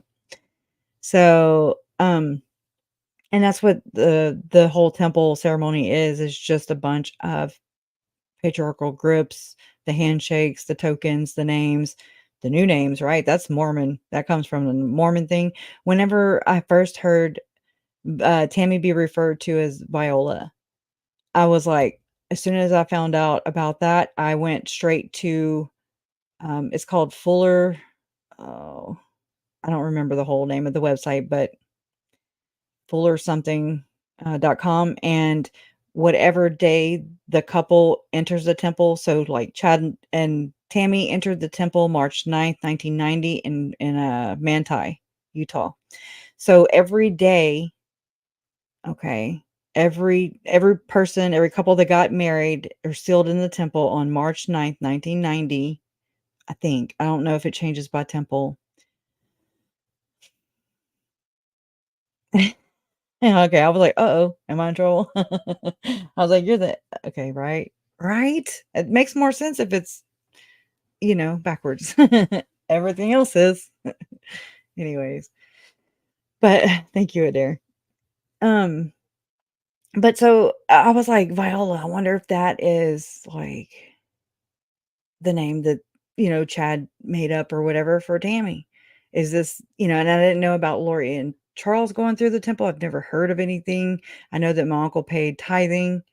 $12,000 is the receipt I have from Hawaii just for him, and it was only for like either 6 or 9 months. I don't remember right off the top of my head, but 12 G's, and they didn't help him at all. That's all I'm saying. I mean, not saying that you got to pay them to help. It's a damn church. They say they come off with this image like, oh, and then they're like, stabbing you in the damn back, and you're paying them to assault you and to abuse you, and in every shape, form, fashion, spiritually, mentally, emotionally, every which way, exploit at to the nth degree.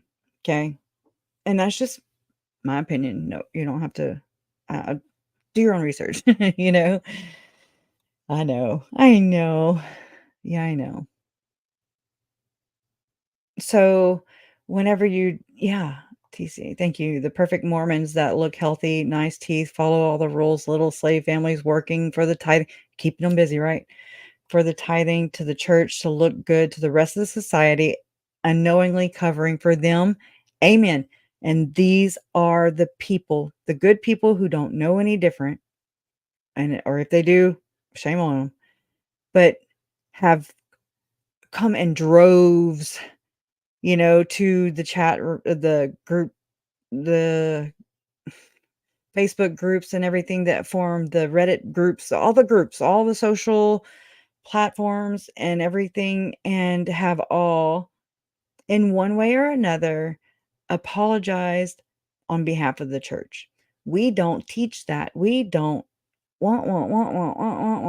And I mean, at first I was like, okay, I didn't know. I don't know. I still don't really know scripture and whatever, I'm just like, okay, but I have read Mormon doctrine. I have read scripture. I do witness and see things that are going on in the Mormon community and ex-Mormon community. I've been watching for 5 years. So as a Nevermo, this is my experience, and this is how I was introduced to the Book of Mormon. And that's not my fault, but I wanted to know, this is what kind of sparked me into this, was how does Chad and Lori's beliefs differ from that of their shared lifelong religion, because I mean, I wanted to know. And they do not stray. They don't.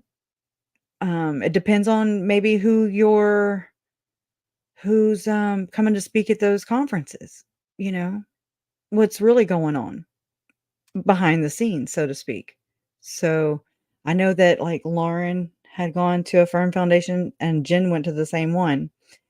And, one's an ex-Mormon, one is still an active Mormon. Two different perspectives. Jen left those videos on my channel too, if y'all want to go check those out. I don't have the links right offhand, but the Firm Expo, and they're always around the same time as General Conference, twice a year. Hosanna, Hosanna. I think that's like a in our face, here's to all the sacrifices that were made, if you know what I mean. Sealing the deal, and then people are just like doing it. I mean, there's so many people in the congregation that are, doing this thing, and they're just think, it's funny to kind of see their apostles. It's not funny, but to them, I'm sure it's holy and sacred, but I'm like, "Ugh." It seems like the grand finale of the so-called, these rituals, ceremonies, whatever you want to call them. It's like hunting season. I really don't know. Um, Hold on. It freaks me out. It really does.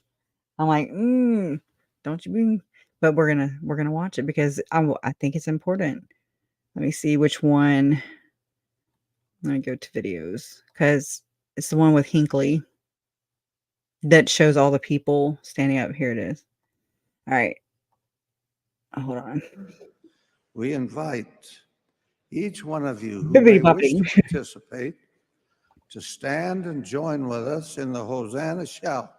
Just saying. This sacred salute to the Father and the Son is given at the dedication of each of the temples. I will now demonstrate the shout. Each one takes a clean white handkerchief, holding it by one corner, and waves it gift. while saying in unison, Hosanna, Hosanna, Hosanna to God and the Lamb. Repeated 3 times, followed by Amen, Amen, and Amen. Okay. Oh, it didn't show. Gosh dang it. That was the whole point. Hold on. We didn't come this far just to go this far. Okay, so longer than there's M. Russell Ballard doing. I'm sorry, Russell M. Nelson doing it. See the solemn word right here? That's an indicator of this patriarch. It's like there's um. Oh gosh, it just flew out of my head. There's the patriarchal order. There's and I can't think of the first one. All of a sudden, Aaronic, Aaronic, Aaronic priesthood. That's for when like a boy turns 12 and he actually has the priesthood and is above his mother. You know what I mean? And then there's Melchizedek. Melchizedek. I know it's hard, but Chad recites that in his priesthood blessing with Alex, and Lori's right there. Ugh. These blessings, no, thank you. I'll hard pass, hard pass. But Chad says that he has the priesthood, the Melchizedek. He has that priesthood. So I say bullshit to all the prosecutors, even detective or special agent oh my God, special agent Hart. there's some protection in there. So it's like, well, because I mean, he was serving a calling. Chad was serving a calling at the time of the murders. He was actually serving a calling. Now, whether I don't think the bishop was Rob Wood, but that would be especially heinous if it was, and really disgusting. But I hope not. You know what I mean? Hosanna. Oh shit! Hosanna. Oh my god! Hosanna. Oh my gosh! To God and the Lamb. Sorry. Hosanna. Hosanna. Hosanna. To God and the Lamb. Hosanna. It'll be over by the time. Oh my god! Hosanna. Hosanna. Hosanna. To God and the Lamb. Hosanna. Hosanna. Hosanna. To God and the Lamb. Don't hold your tongue here. Let it fly. To God and the Lamb. Amen. Amen. And amen. You see all the people? That's the freaky part. I'm just like, oh my Lord. Just kidding says Hosanna is a liturgical word in Judaism and Christianity. In Judaism, it refers to a cry expressing an appeal for divine help. In Christianity, it is used as a cry of praise. I'm sure she's going to send some more of that. Maybe not. Thank you. Well, now we're all hypnotized, right? Bippity boppity bounces off of me and goes back to you, right? Remember there are so many things that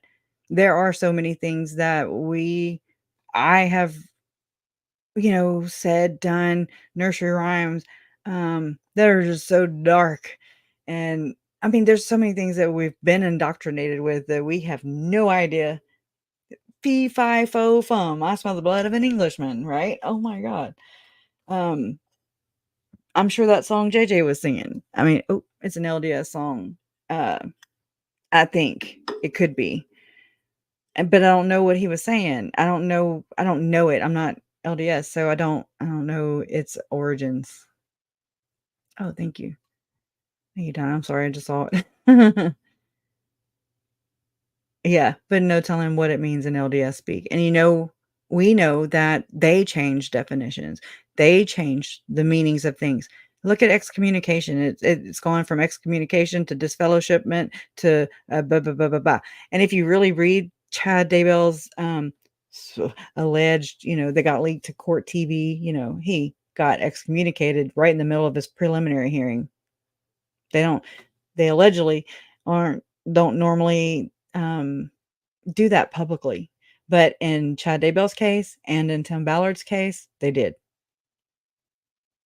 I shit you not. Constant change. So when Melanie Gibb is on the stand saying that it was constantly changing, that's because it changes in her church. Okay. A temple dedication. Yes. So the Mesa temple was being I don't know. I mean, I haven't gone there, or I do, but I never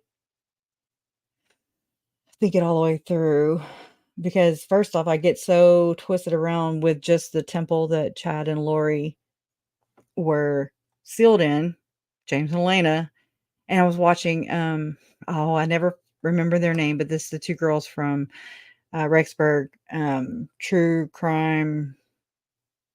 Anyways, but I think one of them said that she just thought about how the temple names, how they issue temple names to the couple on a certain day. That's what I was telling you about Viola, how I thought maybe the demon that allegedly possessed Tammy Daybell was Viola, and Chad got it from, maybe that was her temple name. That would be even more egregious, really, if that was it. Because, I mean, if he were to murder her and then be calling her a demon. Anyways, mind effery. Mind F. Well, it's not. actually, Chad Daybell's temple name was Helaman, and Tammy's was Martha. So I remember checking that off checking that box a long time ago. And I looked for like Phoebe. I looked for the names that we did know. Miriam was Melanie Pulowski's name. According to Audrey Baratero, one of her names was Joanna. Okay. So again, I mean, are they zombie names or were they issued? You know what I mean? Who was all part of that sealing? We know they were going in and out of temples. I remember when this first began, the brigade came, straight for the Facebook groups to discredit, to say that their church does not practice this. There is no Church of the Firstborn. And maybe so, and maybe so. But it does. It does. And it creates these offshoots. And then whenever they get out of hand, they conveniently enlist their minions. I said it, minions. And they do the bidding for them, the flying monkeys. They say, and I mean, again, whether they're knowingly doing it and or unknowingly doing it, it poo-poos all over my family, their members' heads. To me, it's disingenuous. It's like, you cannot create the problem. You're gonna fix it. You're gonna be held accountable for this. You know what I mean? Now, ultimately, it is up. It's like, goes all on Chad and Lori's. They have to be accountable too. This isn't just she's accountable and he's not, or it's not uh, this or that. There's no or. It's this and in this case, in my opinion. Yeah, but you're not gonna hear. You actually heard that from Melanie Gibb for sure, and because I was listening to it before I came on, and her testimony in Lori's trial, she said that it was Moroni. She's a spin doctor. She's one of these people who's gonna never give up the secrets. This is a secret society. She said it. They project. We know that. We know that what they are saying and warning people about, or talking about other people and oh my God, gossiping about, is exactly what the hell they're doing. So when Melanie Gibbs says that it's the Gadian robbers and the secret society, that's the hell what this is. Bam. That it just is. So I actually want to go back and read the 7-page eval letter that she wrote long ago. Brothers and sisters, when she's elevating herself and saying, I needed this experience. Well, bitch, my family is not an experience. Okay. You don't get to use my family and murder and be parts of their murders and then hide it. Melanie with an E, right? Not my family. Wrong family. Anyways, so that is what this is. That is what is being protected here. And whether that's part of the church or not is up to them. It's not on me. I already know. You know what I mean? Like, I know. I don't need to know anymore. I've seen enough. I have enough proof to speak with confidence that this does involve the church. And what would tell me that it doesn't is if the church actually would speak out on these things and draw a clear line to not cross, saying, but they don't. So, ignorance is bliss, I guess. Keep on keeping on there, church. It's bullshit. So, to me, that makes them accountable. All the things, and steadily, the whole process through Lori's trial, through the whole adjudication process. Just know that there was allegations of Curtin McConkie being contacted by Lori, who was told by her clinician while she was in the mental health hospital. I don't think she ever lost her mind or checked out. I think that maybe she was expounding. Like, well, I sacrificed them. They weren't murdered here. They were not murdered here. It goes down to semantics, and it goes down to no one was murdered here. They were sacrificed. You have to say the right terminology, because that's how they justify it in their minds. This is how they lie for the Lord, so to speak. And once you get through all those all the mind gymnastics, the mental gymnastics are real. And then you can see it for what it is. So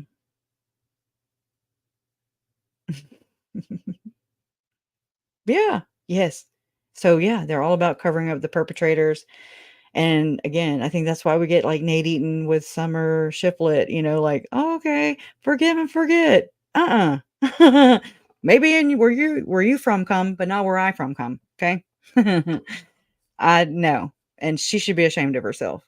No, ma'am. Okay. One just because the world got to hear you cry doesn't mean that we didn't cry. Okay. Y'all just didn't get to hear it, you know? But she was able to do just like what she is taught, Summer is taught by her church, which is to distance yourself, cut all the ties. I had nothing to do with it, but she was right there. Okay. She went to go be a support for, how they do. She's like, Lori went to St. George, October 26th, 2018. And Barry went to support Lori. Janice went to support Barry. And then Summer went to support. I'm just like, what the hell is this? Speaking of a centipede there, right? Because then it would link them to their church. And their members would also continue to be fooled because they don't think that what Chad and Lori have taught and what's happened in Chad and Lori's case and the victims and all this murder, ritual, blah, blah, blah, and the weird shit. And you got to think the church owns media outlets, and they can spin a story faster than a cat can lick its hind end, straight up, and they do. And it's happened so many times before. And I mean, that's just one way. If you control the media, you control the narrative. So basically, and then they have it so stigmatized where it's like, these are our beliefs, and it's the First Amendment, blah blah blah. But they exploit the Constitution too. Okay, so in this case, they get to bring up the whole thing about not mixing church and state and religious beliefs and blah, blah, blah, blah, blah, while being a theocratic society. Okay. So they are the combiners of the church and the state. They don't practice what they preach. Bam, straight up. I mean, that's apparent to me. That's loud and clear. And so we all assume that there is a separation of church and state, like it says it is, but it is not. And that's one way they can hide and separate themselves, continue to fool many more people, sacrifice many more children, however many, I don't know what their number is. But it's to fool people and to continue draining their pockets and getting their devotion and get them their slaves, right? So it's nuts. Yeah, they're the richest religion and wealthiest church in the United States. They're almost $1 trillion church. Way to go. I think while Scientology was infiltrating and doing its thing, the Mormons were like, all right, come on. While they're not looking, right? Oh my gosh, it's nuts. But anyways, I know that was a big side tangent, but I mean, really, there's so many more things too. You could compile in all the things with Tim Ballard and just all the things with Nephi, and then here's Moroni. They use it when it's convenient, and it's not cool. No, Catholics are still the richest in the world. But that was a couple years ago, so watch out. Oh crap. Kiss our butts goodbye. And the whole thing with how Mormons are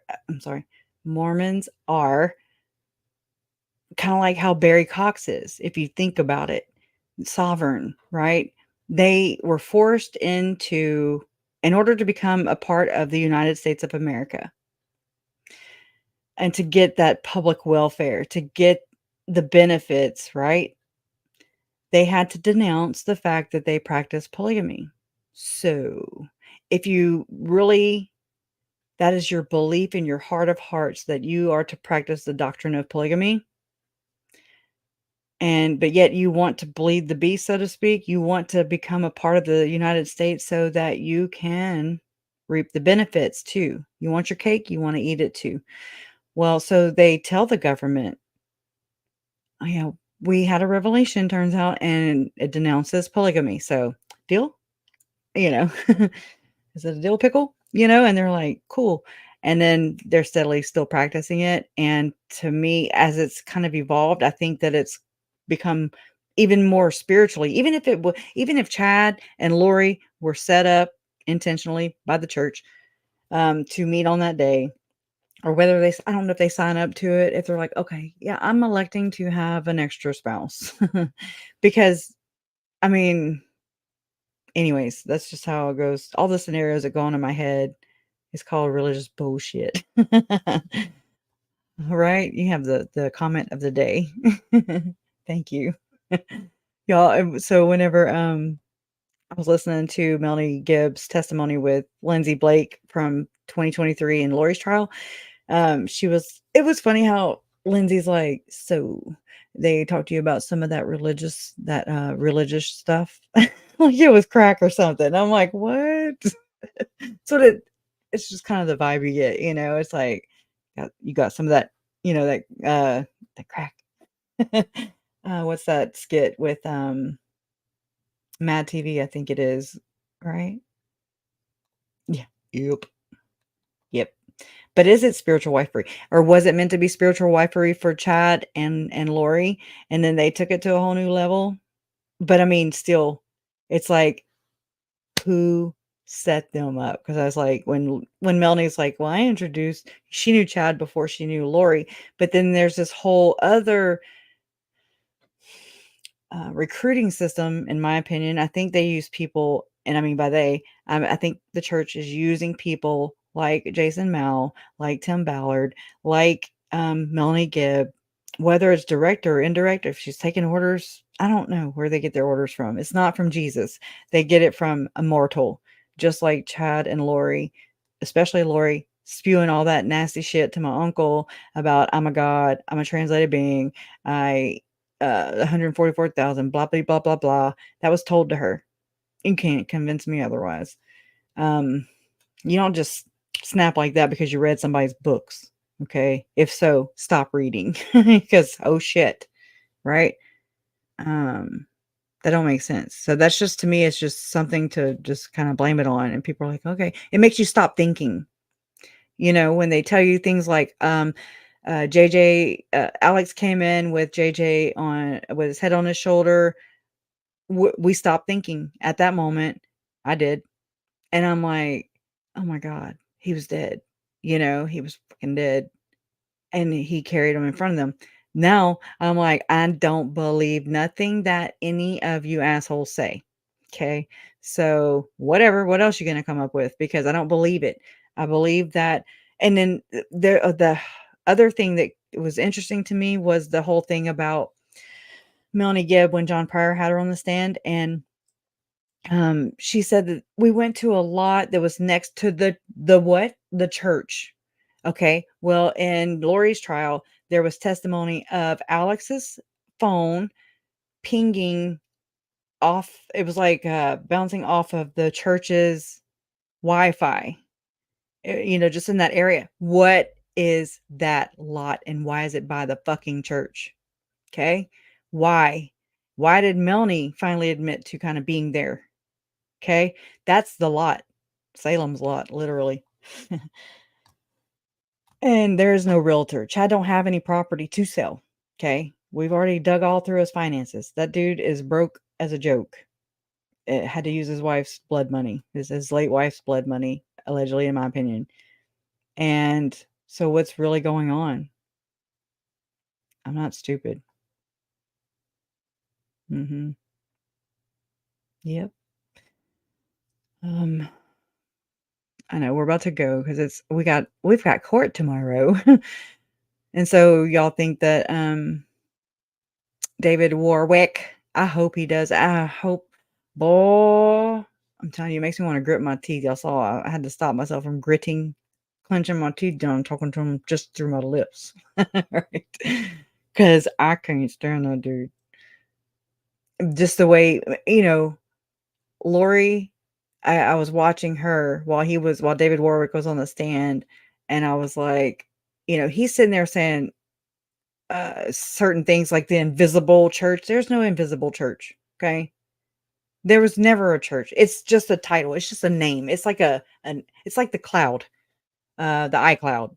Okay. You can't see it, but you pay for it. You know what I mean? It's like a member in this club, this or secret society club. Okay. Gold members. Membership has its privileges. All right.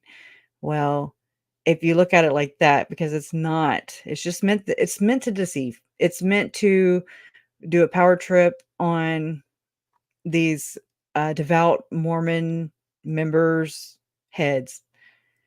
But then you got to think about it from like Lori and Chad's perspective. Lori, it had to be something that they both desired, which was money, power, sex. And through this exaltation, through this secret sealing, this polygamy, spiritual wifery, whatever you want to call it, to enter into the church of the firstborn status membership club, I don't know, then that takes you, now, are they issued a certain amount to kill?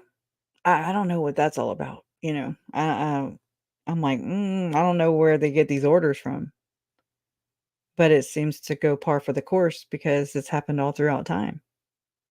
And I mean, it's Satanists disguising themselves using religion, using anything that us humans value and take, respect, and we don't assume that everybody's just there to dupe us. But here they are. They're so bold. They hide behind Jesus Christ. They mock him. And they do that to us. They manipulate and exploit our, scriptures. It don't matter who you believe, what religion you are. They exploit them and use them as a guise, as sex trafficking or anti-sex trafficking rescue missions. Who's against that? Nobody. They are doing what they are saying they're against. Okay, so Tim Ballard's like, pedophiles, blah, blah, blah, blah, blah. Well, all you got to do is point a mirror and that'll give you your suspect. Okay, because it's Tim Ballard, it's David Warwick, it's Melanie Gibb, it's Lori, it's Chad, it's all the people. Okay, it's so clever though. It's very effective too, because I mean, look, it's got most of the people in this case just like buffaloed big time.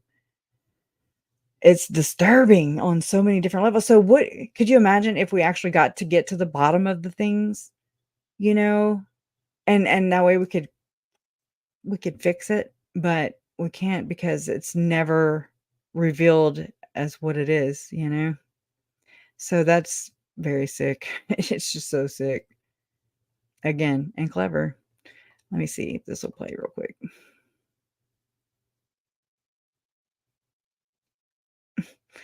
I guess. I mean, I could go on my channel and do it. Let me get out. Let me go over here.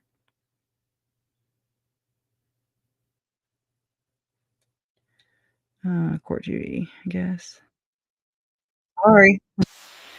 Humans, big hour ahead, another big day in the big trial that we're covering on Court TV. And we refer to this as the Doomsday Prophet trial. Right. We refer to Chad Daybell and his wife Lori as the Doomsday couple. Why?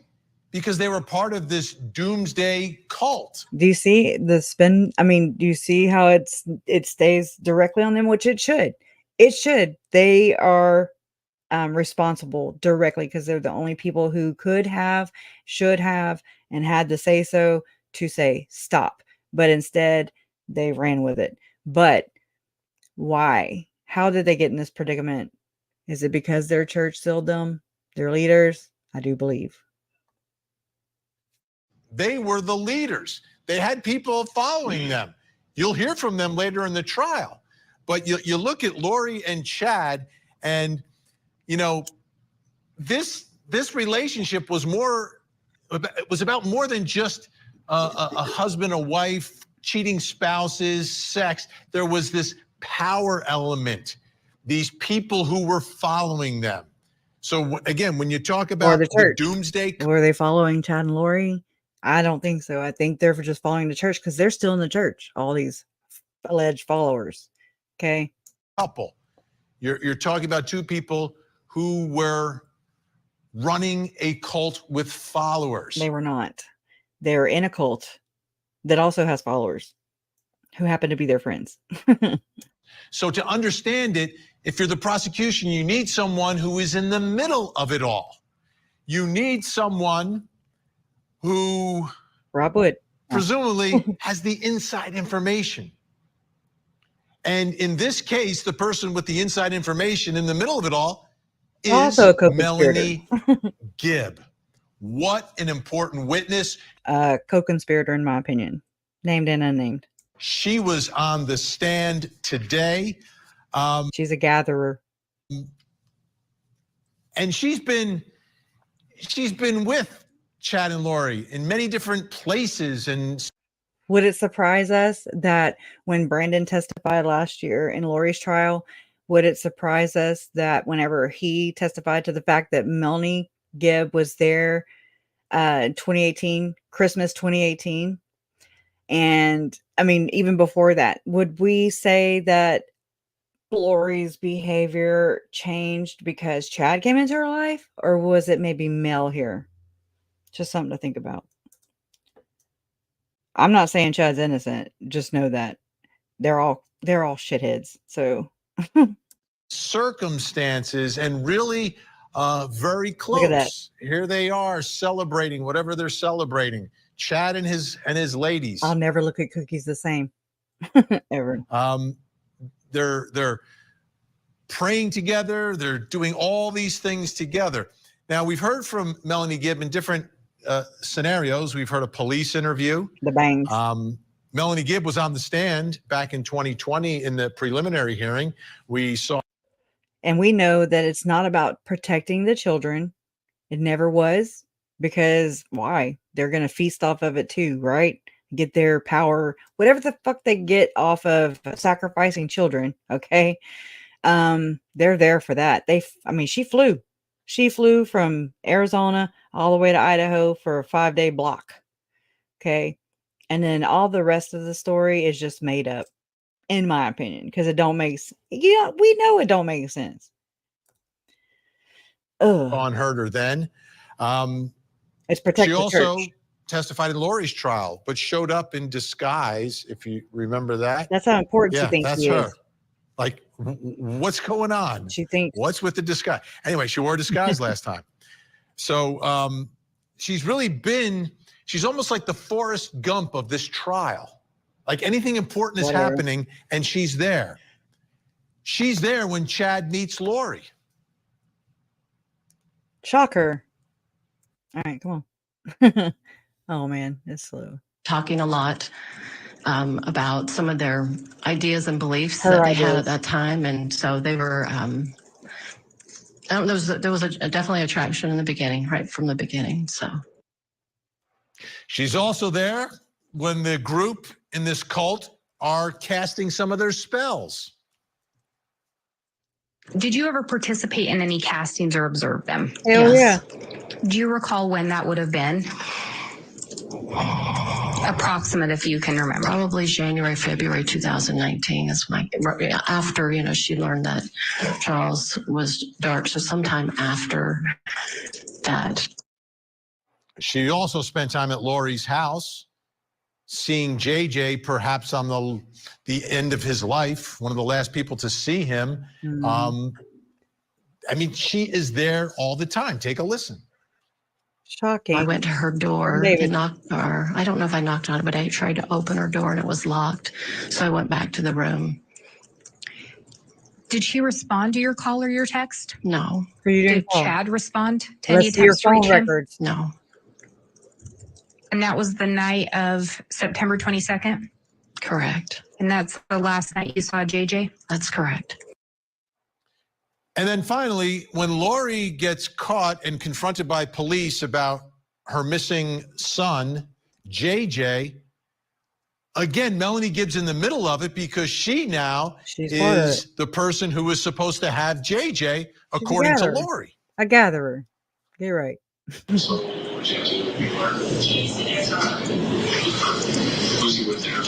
He's with one of my friends in Arizona. Who's the friend he's with? My friend Melanie. Her son has autism. Her name's Melanie. I gave him all the information. And don't forget, the first time she was contacted by police, she lied for Lori. Okay. So Melanie Gibb, Oh, let me find an that. Too. insider, I'll be right back. a follower, a believer, and a friend. Here's the big moments from her testimony today.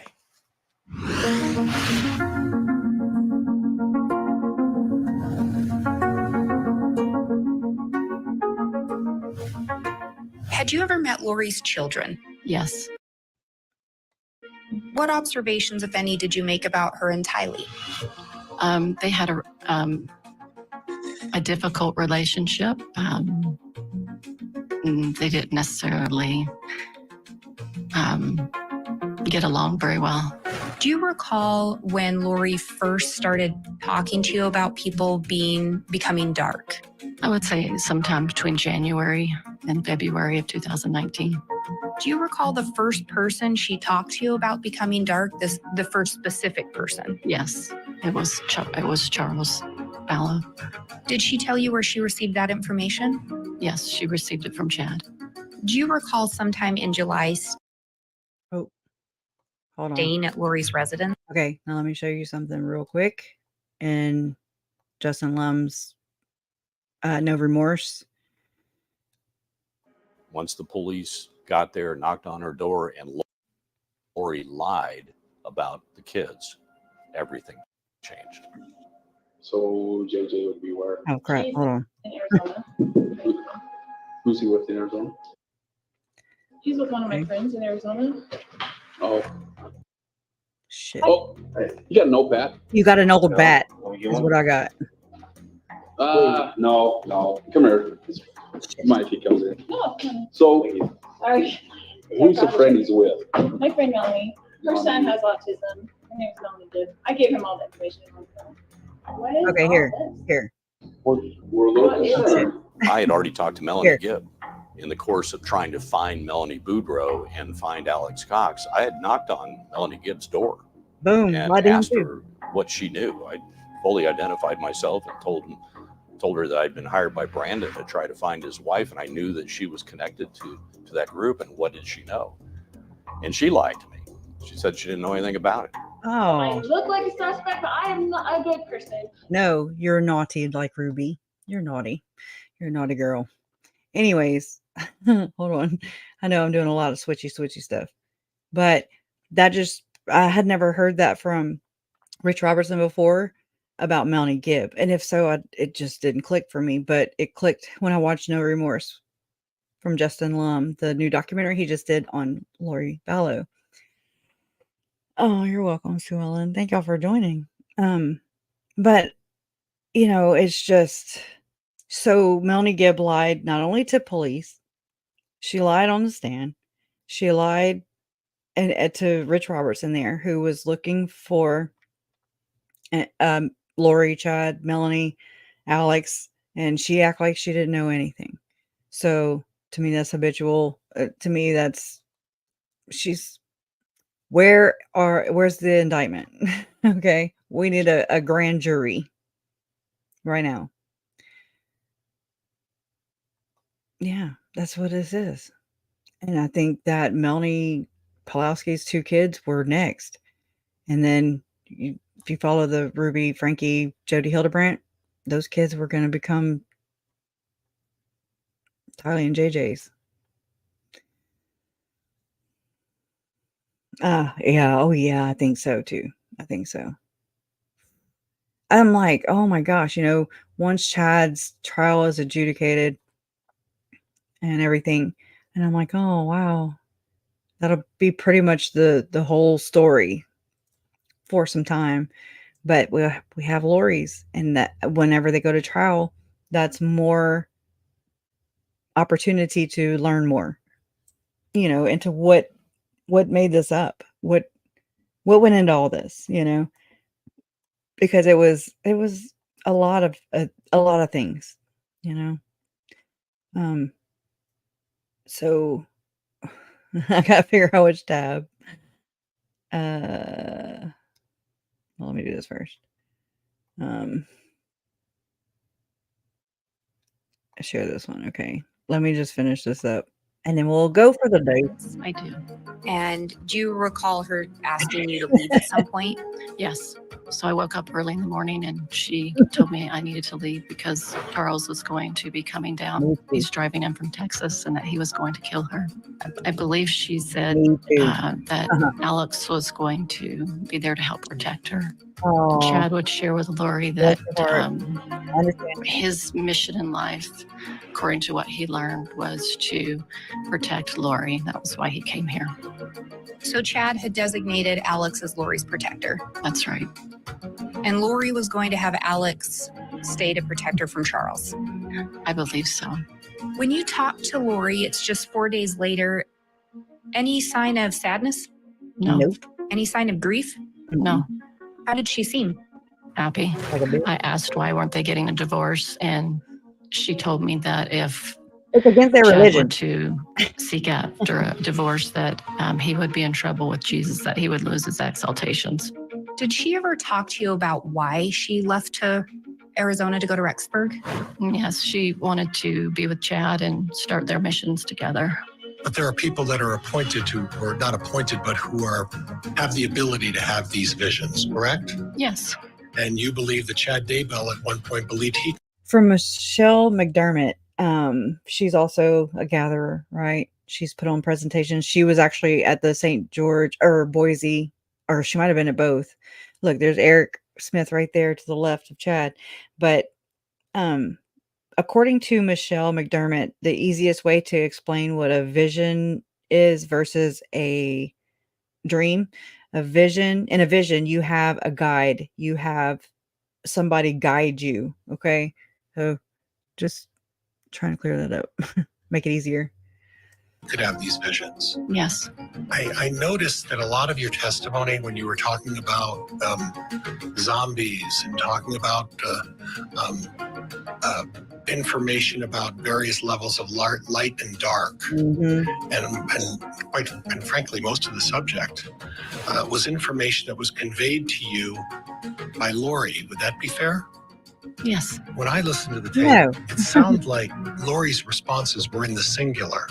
I had to move her to somewhere else. Semantics. Talking about Tylee. It wasn't they had to move her, it was I had to move her. Do you recall that? I believe so. Initially, when the investigation started over the disappearance of JJ, you received a call from the police, correct? Correct. And initially, it wasn't that you kind of lied, you lied to the police officers. Remember that? Yeah, I do. So when you said you kind of maybe weren't truthful in the beginning, no, you lied to the police. Sure. Okay, so how did that play out then after you initially lied to the police? How did it play out that you then corrected yourself with law enforcement after your initial lie? I went to see them personally and talked to them about everything I knew. Well, the purpose of going back to the police was to tell them what you felt they needed to hear, right? I felt an obligation to share everything I knew with them. Okay. And I guess that obligation wasn't so strong when you initially told the police a lie that you had JJ, right? It was a conflict within me. Always a problem when one of your key witnesses admits to lying, but the jury found Lori guilty. She testified at that trial and admitted the lie. So we'll see what happens here. Let's bring in our special guest joining us tonight, host of the Tylee and JJ's Silver Linings podcast and author of the book, Lori's Lies and Family Ties. He's also the brother of Lori Vallow, Adam. We're going to skip on Adam, that. thanks again. No. Apologist there. We're good. I do like John DeLeon. Kind of stuff over the top as far as saying certain things or. All right. Melanie was into all Oh of my this gosh. and Okay, all what the these. hell with that? Okay. Shit. I was trying to do something in the background here. Where was that? Okay. Here. Miss Gibb, if you'll please come forward. All right, let me You pull up come the here through transcript the real gate quick. on this So I'll side. go right to it. Miss Gibb, if you'll stand here in front of this plexiglass, raise your right arm and face the clerk. And son. Okay, let me pause it for a second so I can get to where I need to go. Oh my gosh. Okay. It goes through the whole page. I'm sorry.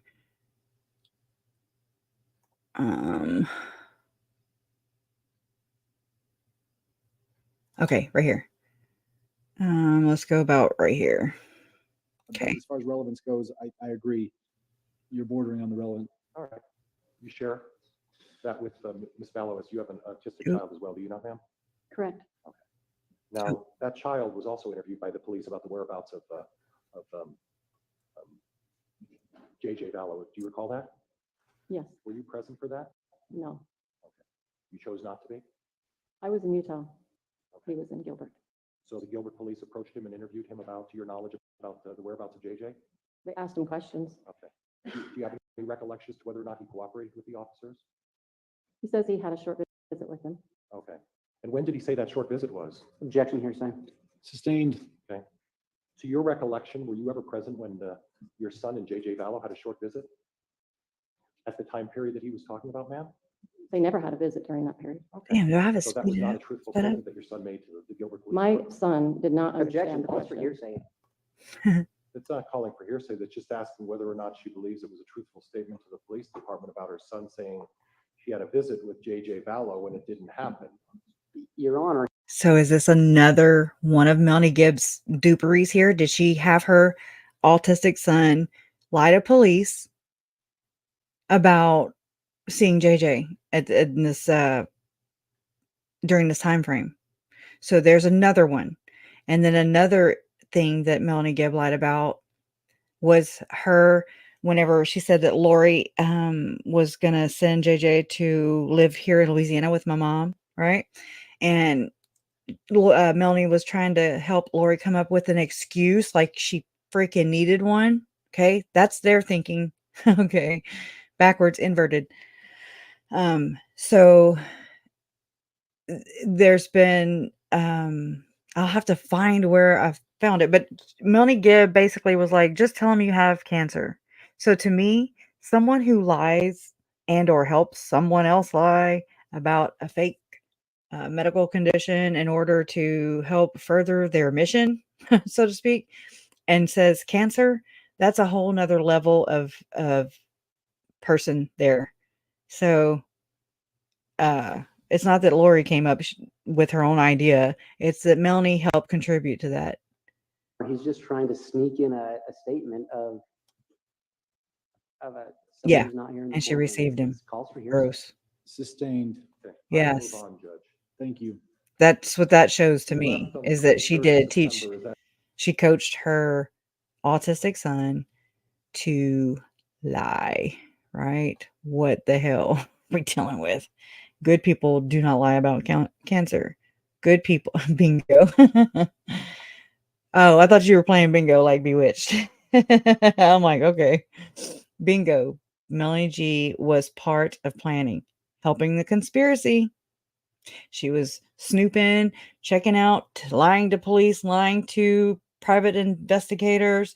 She was all up in there. And it's all, the more her and David and of the like people that participated in this sacrificial, whatever the hell they, I don't have to, but whatever this means to them, whatever they do, whatever they were, whatever, that is on them. I forgot what I was saying because it freaked me out so much. Oh, but the more they point fingers away from themselves, just like they're being taught from their church, it's not us. We don't teach that. We don't practice all that. We are squeaky clean. bullshit. Dallin has pushed and pushed what is Orthodox Mormon and the links between Joseph Smith to Chad and Lori. But like TC and Ravina witness, he gets to a point and then apologists mute him. Who's Dallin? Oaks? Or the Dallin Shumway dude? Yeah, lying about cancer. It tells you what we're dealing with here. Depraved, deplorable. They are like spiritually, emotionally bankrupt people. There's not a lick of moral fiber. They don't have those kind of fibers in their in the makeup of who they are. So, but anyways, all right, we'll go ahead in here because it's been almost three freaking hours. But I thank y'all for letting me kind of just, you know. Oh, John DeLynn. Okay. I get it. Okay. Yeah. But he's just now, I think that John's just like kind of being woke up to all this because I've hung around his channel. I was like, hey, Lori and Chad, like, hey, dude. And yeah. And then finally, thank God. It doesn't matter. We just need more voices. That's all. And it's the faster and the more we can understand what this is, the more outreach we can do. And it's their voices. It's an extension of their voices. And since they're not, Tylee, Charles, Tammy, JJ, and Joe are not here to use their voices because they were silenced forever by Lori and almost convicted Chad, and friends and co-conspirators, named and or unnamed, but we see you. Okay. So this is a way to continue honoring their lives, making sure that their deaths were not in vain, because that would be the worst, right? They were not in vain. They're missed, they're loved, and they're opening so many eyes. That's what this is all about. Love, right? I want to know about the text between Mel G and you and me both, sister. You and me both. You and me both. Jen Lou, I thought of you whenever I saw the bang in the spandex. Melanie Gibb straight up's like, spandex, and she's got the bang, the antenna, Yeah, I'll see you guys in the morning, right? Oh my gosh, right? Okay, so justice for Tylee, Charles, Tammy, JJ, and Joe. Love always wins, and you are proof of this. See you mañana. I'll share some filings. We'll share them in the morning.